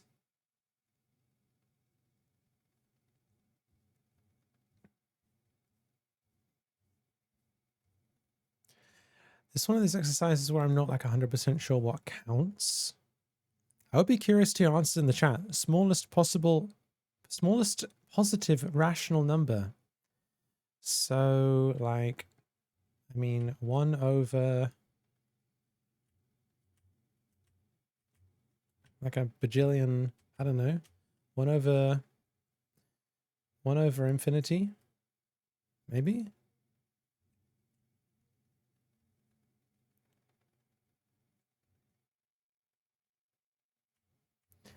Is that allowed? Is it allowed to have a number like this? Wait, can I even draw this?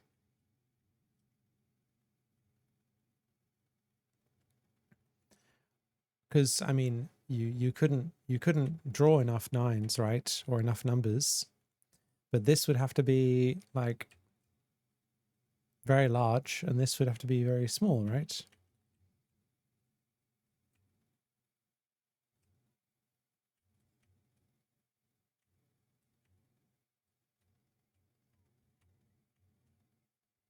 Nine with a line on top.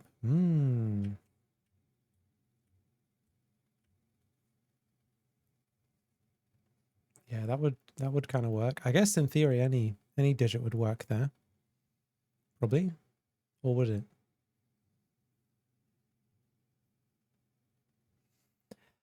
Yeah, that's my best answer. Let's find out. Let's find out what Knuth says. Nobody read any of the answers later on. I'd say it doesn't exist. Oh my gosh. Knuth wouldn't do that to us. Let's find out what he says. There is none. Oh my gosh. Rudiger, you are right. There is none. If R is a positive rational, R over 2 is smaller. I got tricked. Knuth tricked me. Knuth, no. No, Knuth, why would you do that? I feel like such a fool. I'm never trusting him again. Yeah, he tricked me. Damn you, Knuth. No, I shouldn't say that. He is a Christian, so it would be disrespectful. We love Knuth here. Okay, so the answer to question 1 is JK.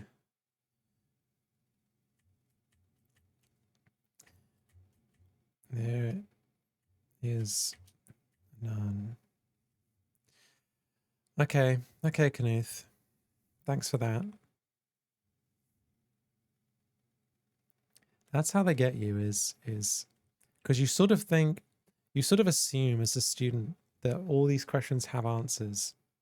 Well, I mean, it has an answer, but so you gotta, okay. So there is no smallest positive rational number. Important fact. You can always divide it by 2 or divide it by anything.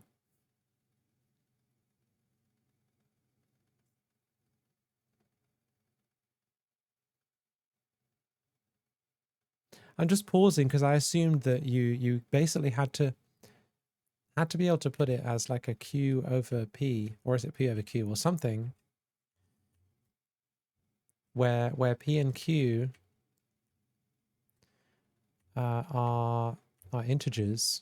And I guess you can, because if you had P Q over 2, then you've actually got, and this, I know you can, there's a rule about this obviously, but I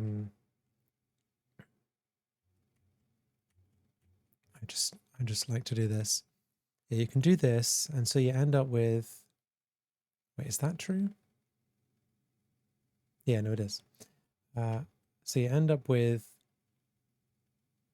P over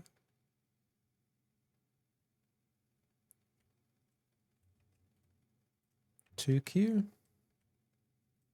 Is that right?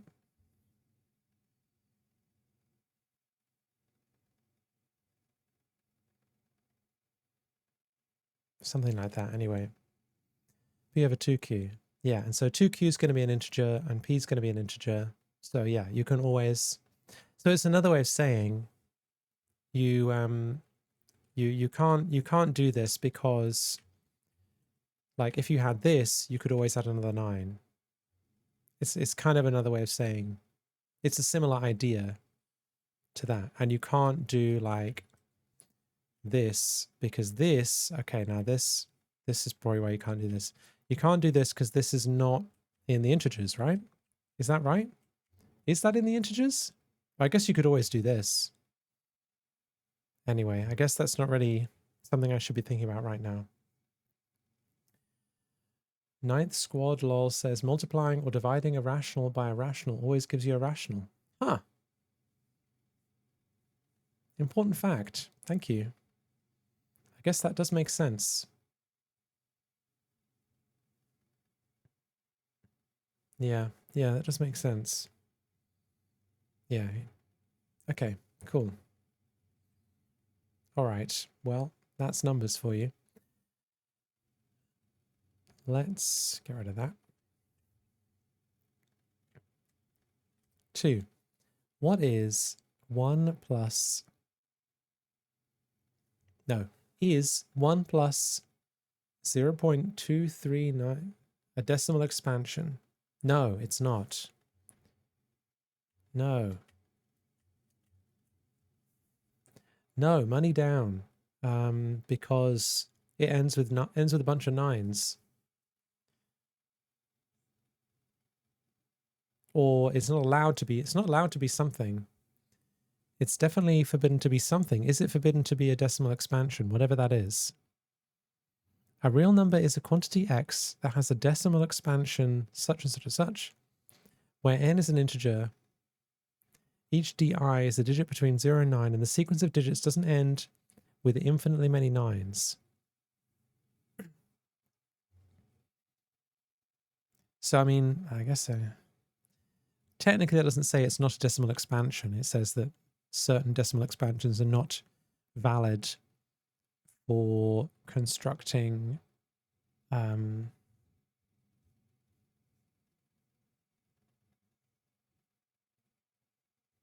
real numbers. But I assume that's what he means, unless he's trying to catch me out again. Let's take a look at what Knuth says. Number 2. Not if infinitely many 9s appear in a row. In that case, the decimal expansion of the number is 1 plus 0.24000 according to equation 2.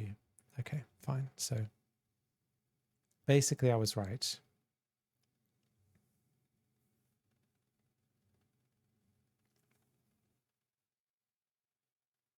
Okay, question 3.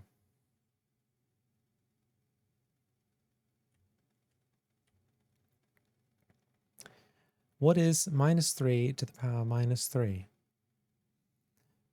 So we could say...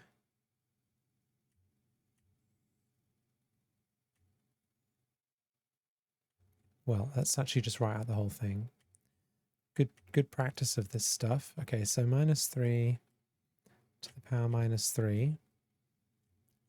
That's equal to minus 1 to the power 3. And then 3 to the power 3. Is that right? No, no, no, no, no, no, no, no. No, it's not. No, it's not. It's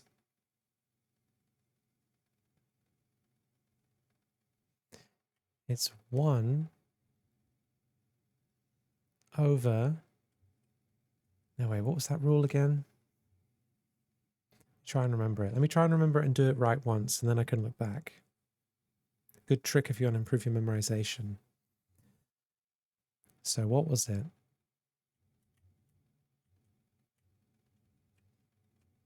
B to the minus x or something was equal to...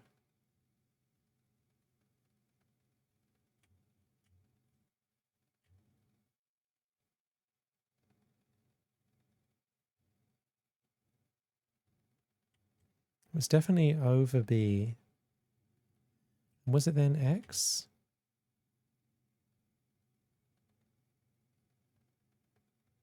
All right, now I'll look back.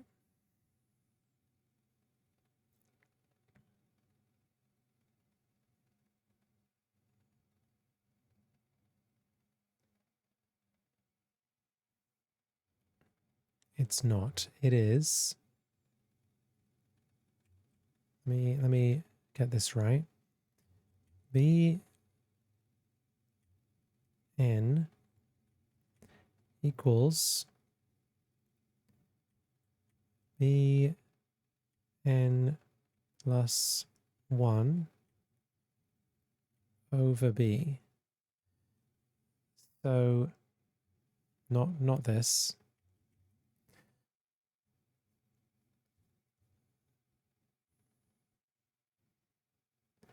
So actually, so this is where, you know, whatever. So in this case, we've got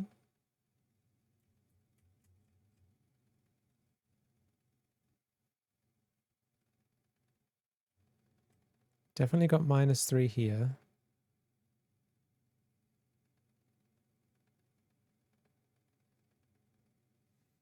And then we've got minus 3 here. And then we've got minus 2. And then we could keep going with this as well if we wanted to, but I think, well, let's see where it takes us. Actually, I'm kind of curious to continue this line of reasoning.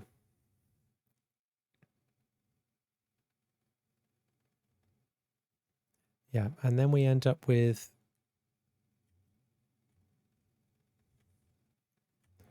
minus 3 minus 2 to equal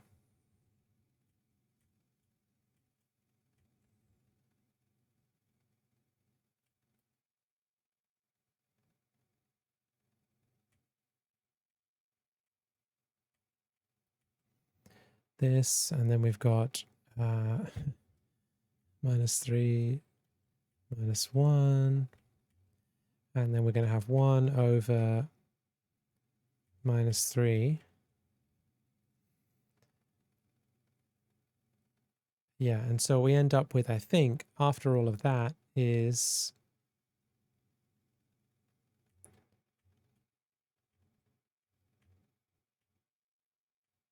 Yeah, I think that's what we end up with after all that. So let's get rid of all this.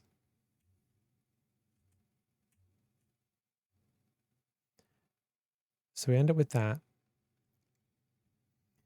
Then we can express this as, let's get rid of that. We can express this as 1 over minus 1, sorry, minus 1 to the power 3.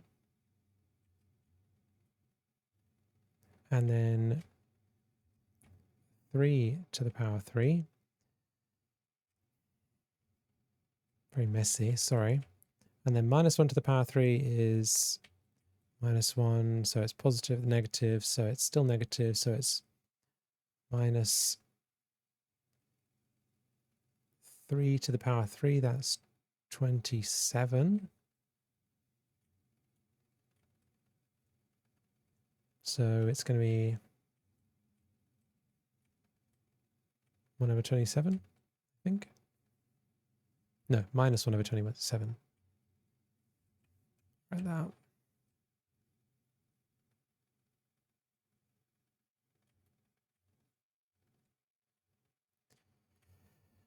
And there it says, is that minus 1 to the power 3 or minus 1 to the power 3? It's minus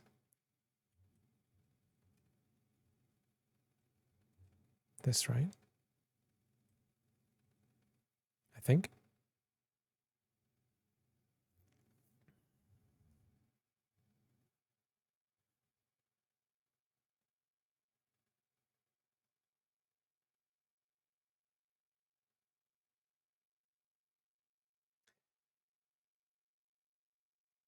Let's find out.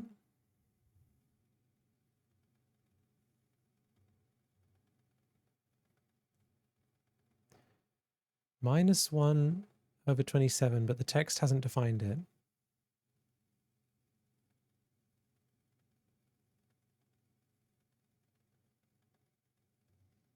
I don't know what that means. Why does he say that? Why does he say that?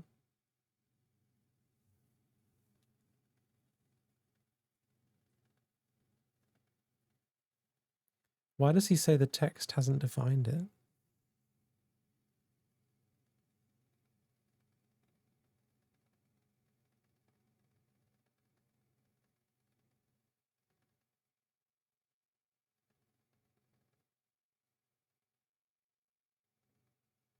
Why has my music just stopped?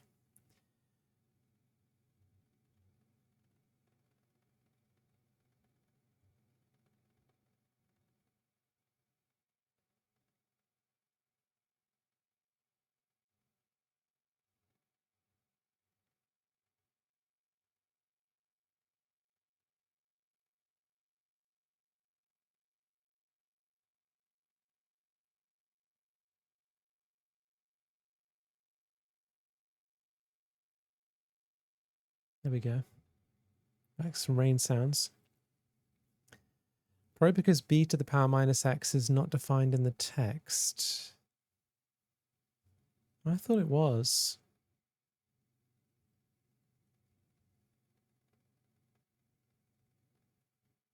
He's got this here, right?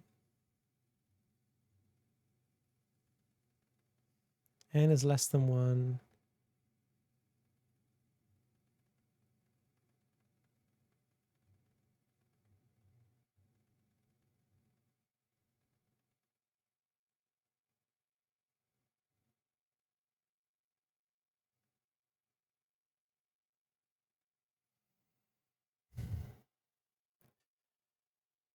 Must be something.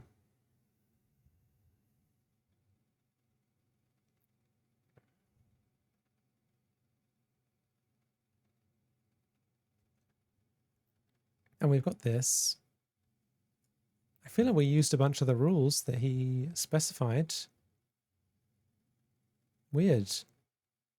It wouldn't be like him to, well, it kind of is like him to make a mistake, but it would be very surprising if that was a mistake. So I must be mistaken about something.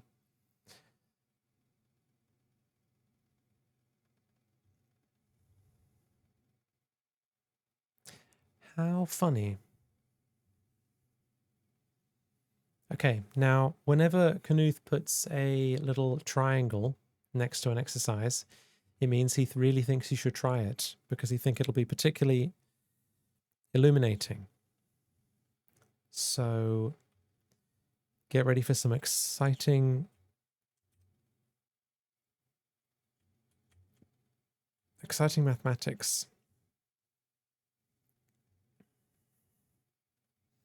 What is 0.125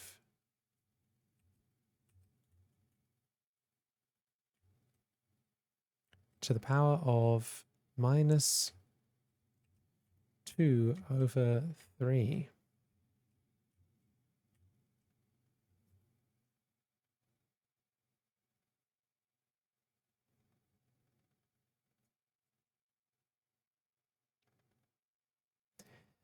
Yeah, it's Sanvi. He's really put some thought into the exercise notation stuff. All these numbers here, by the way, they've got like special meanings and like special notations for if it's like for mathematically inclined people or people with knowledge of even higher levels of mathematics. So it's quite good. He's really thought it through. It's all defined earlier in the text. Right. So what can we do with this?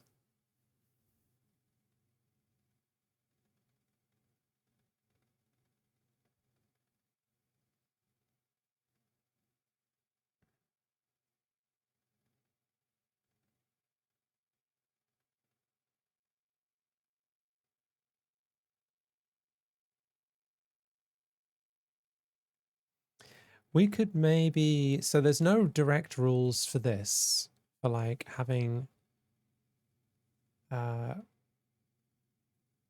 quotients, these things there, but we might be able to express them in some way. Like if we look at two.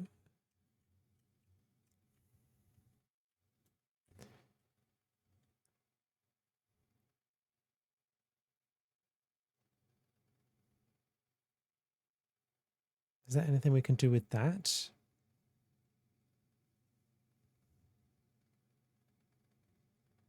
Or this maybe?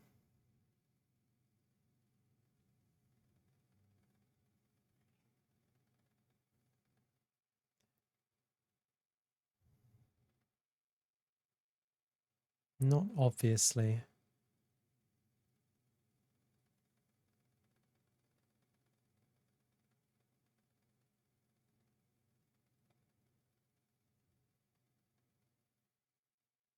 Well, maybe we can just apply some of these. If n is an integer, n is not an integer. So we don't have rules for this at all, in fact. Not in this part anyway. None of those rules necessarily apply. Hi Miller, how you doing? We are back to math. Math, we are. Oh wait, we've got this. We've got this.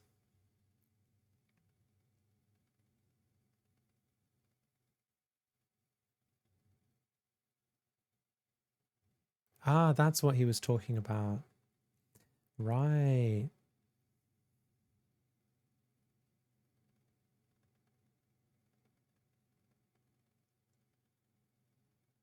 Right. Okay. And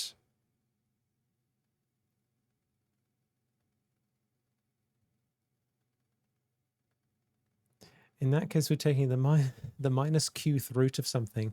I don't know if that is allowed. But we could maybe get rid of that. Maybe get rid of that negative somehow. How could we do that?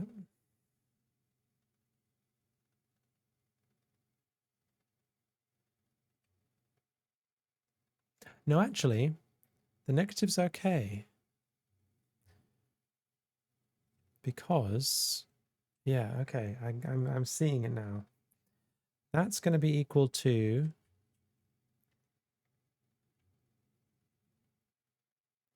so Q is going to be 3. B is going to be 0.125. And then this is going to be minus 2, which is then going to be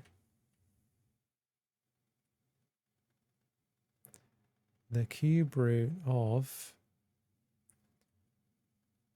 1 over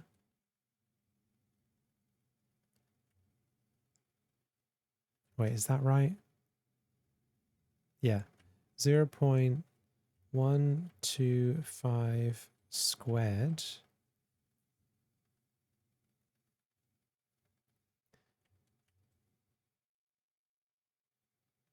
Are we allowed to re-express this as like a fraction? I would hope we are, because if so, it's like 1 over 8. I don't know if we're allowed to do that, but it would be quite convenient. If it's 1 over 8, then we can go for like 1 over 1 over 16.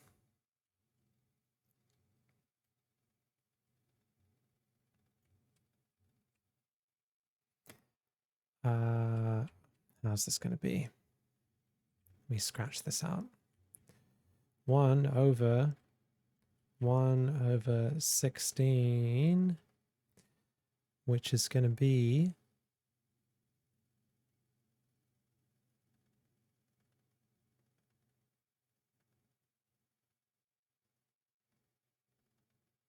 how do you do that again?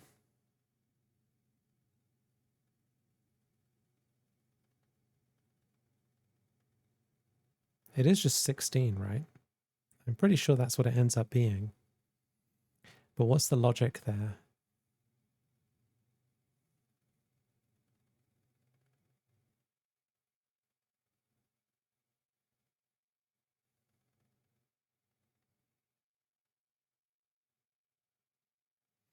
Well, I guess one logic is that we could replace this with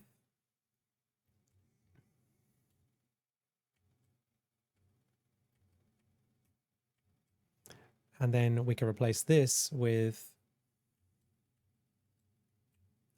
16 minus 1, which of course is just going to be 16. So let's consider that sufficient.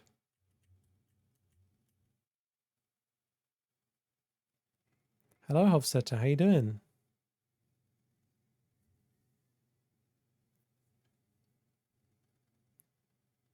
One cake being divided among tiny 1/16 size people gives you 16 pieces.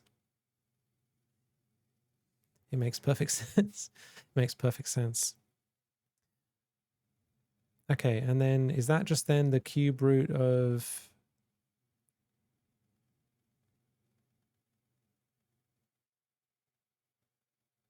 Oh yeah, you're right. It's yeah, that was all wrong. It's not, yeah. 1/8 squared is actually going to be 1/64th because it's 1 over 8 by 1 over 8, which is of course multiply the 8 64. Okay, thank you for the catch. It would take me so much longer if I just went ahead with all those silly reasonings that I have. Okay, but by the same logic, it's going to be, let me actually not just destroy my working. It's going to be cube root 1, sorry,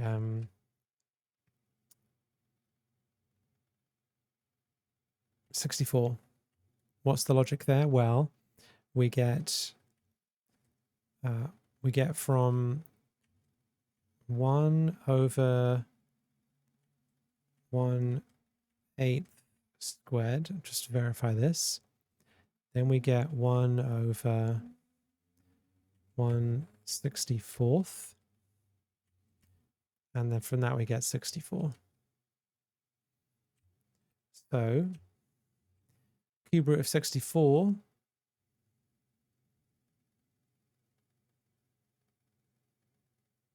2, right? 2 cubed is, no, wait, that's not right.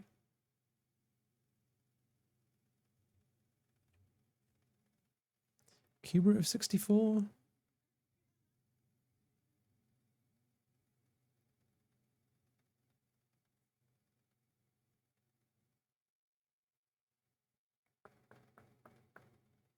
Does that have a value? A simple value? 4 times 4, 16, yeah, 4. Yeah, 4 times 4, 16 times 4, that's 32 times 2, 64.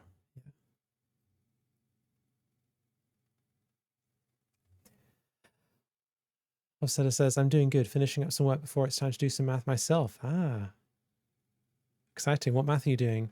I'm doing well. I'm excited for the eclipse. You got any big eclipse plans? If the eclipse is near you, I assume everyone has the eclipse, but actually it's not true. Yeah, I'm good. Busy as usual. I released a new video the other day on YouTube, little one about learning, in which I talk about sometime on the stream a few weeks ago. Okay, so let us look at Malorin's earlier answer. Maybe easier to realize that 0.125 to the power of minus 2/3 is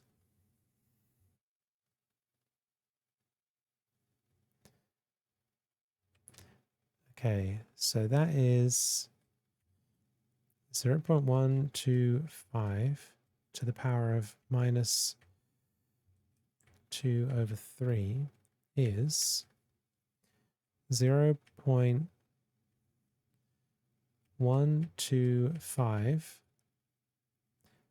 to the power of 2/3 to the power of minus 1. Makes sense. And then we would get 1 over 0.125 to the power of 2/3. And then we would get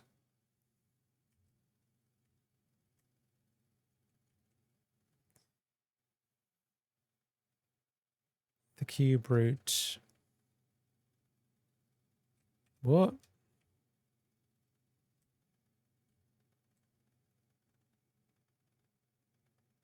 Of 0.125 squared.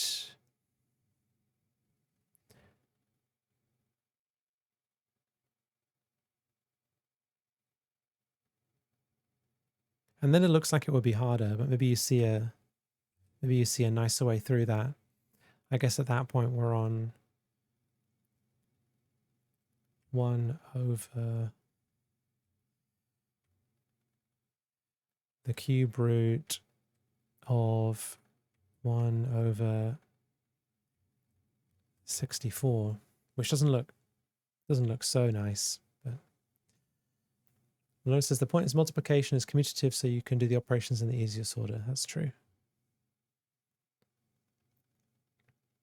Standard error says 1/8 is 1 over 2 cubed. Cubic root of 1 over 2 cubed is 1/2. Cubic root of 1 over 2 cubed is 1/2. And then we need to square that. So 1 over 4. Got it. Hofstadter says the eclipse is tomorrow for us. So if I recall correctly, I'm reading The Joy of X. So I'll just continue reading it. I also got, you got a remarkable paper pure e-ink tablet yesterday. I guess, well, you haven't tried it out, so I can't ask you how it is. But I'm always getting them advertised. Hope it's fun. So I'd recognize 0.125 to the power of 1/3 is 1/2. It would be good to realize that, I guess. Then do 1/2 squared equals 1/4. Then finally apply the 1 minus 1 to get the 4. Aha. Nice. How do you happen to know that 0.125 to the power of 1/3 is 1/2, Malorin? How do you, there must be an intuition you've got for that, right? It looks indecipherable to me, but I must be missing something. Hofstadter says, I fiddled with it a bit and it's really nice, the e-ink tablet. I was trying out color version in the store, but didn't like it at all, so went for the monochrome one. Nice.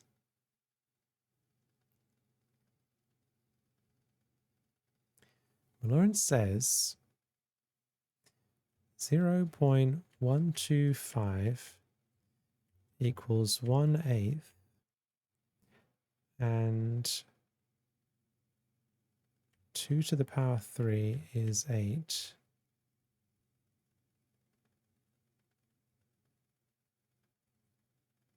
So you get, sorry for the mess here, 2 to the power 3,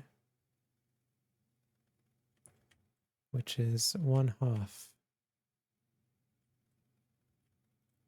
to the power 3. Uh-huh.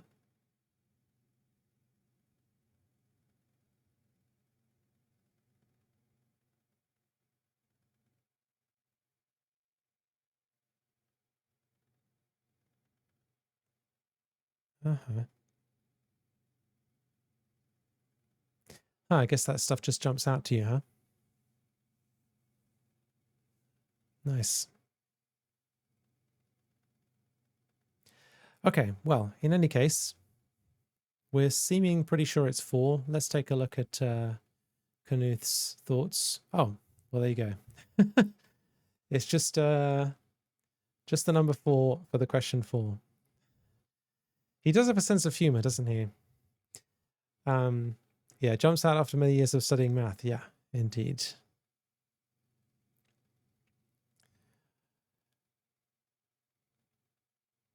Yeah, making it a fraction and reducing it. Yeah, that makes sense. Okay, that's number 4. All right, let's read number 5. I'm not going to do it because I've got to jump off, but I'm going to read it and maybe I'll mull it over. We defined real numbers in terms of a decimal expansion. Discuss, it's an essay question, discuss how we could have defined them in terms of binary expansion instead and give a definition to replace equation 2.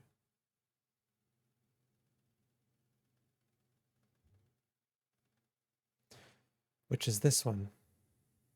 Okay. Offsetter, I was tempted to do the 125 over 1000 thing.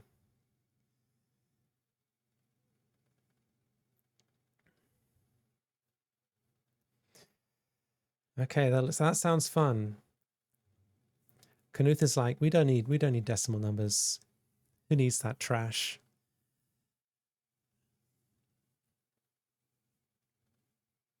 How fun. That'll be fun. Okay, that doesn't seem super hard, but it seems like a good one to open up next time. And feel free to jump back in and give your own answers next week, next Thursday. Let me triple check that I'll be around next Thursday, which I should be. I'm not around this Thursday, which is why I'm streaming today. I'm on my journey to see the sun and not to stare at it. That's on Wednesday, and I'll be away on Thursday as well for a few days. I'm seeing the Odyssey, by the way. I know we've had a lot of discussions about the Odyssey. I'm seeing the Odyssey on Friday, so I look forward to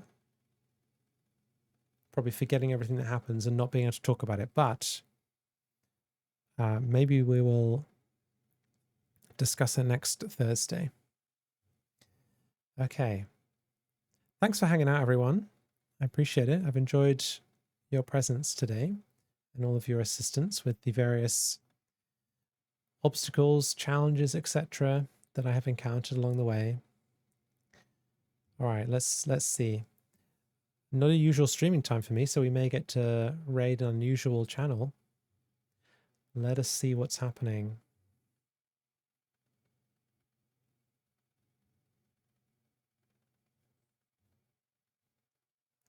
I don't think that mouse is online,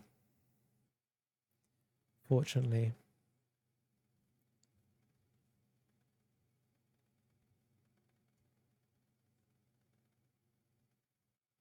Somebody's learning to code. That's quite nice.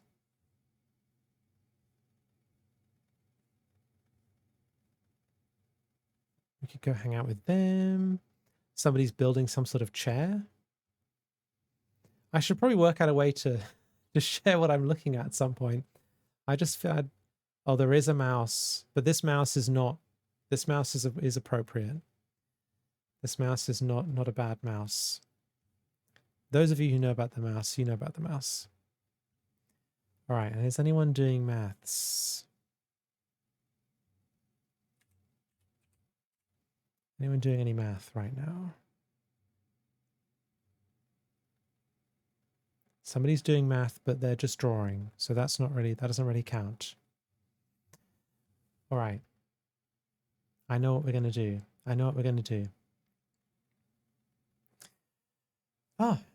and Stucky, hello. Last thing question, if you have a business collab invitation for you, is there an appropriate place to send it? Send it to, so my email is variously everywhere, but send it to hello.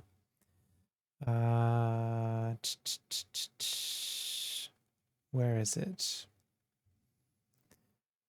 I did this at the start of the stream as well, so it'll be on the VOD. Hello at, that's a 0. .net. That's my email. So that's a 0. That's a 5. Send it to this and I will get it. Thanks for getting in touch. And thanks everyone, particularly the new people, for hanging out. Had a good time today. And let us go and raid Panoria. Okay. 10 seconds commences now. Have a great rest of your day, everyone. Have a great rest of your week. And I will see you next Thursday. Bye. Wait, is it beginning? It's beginning.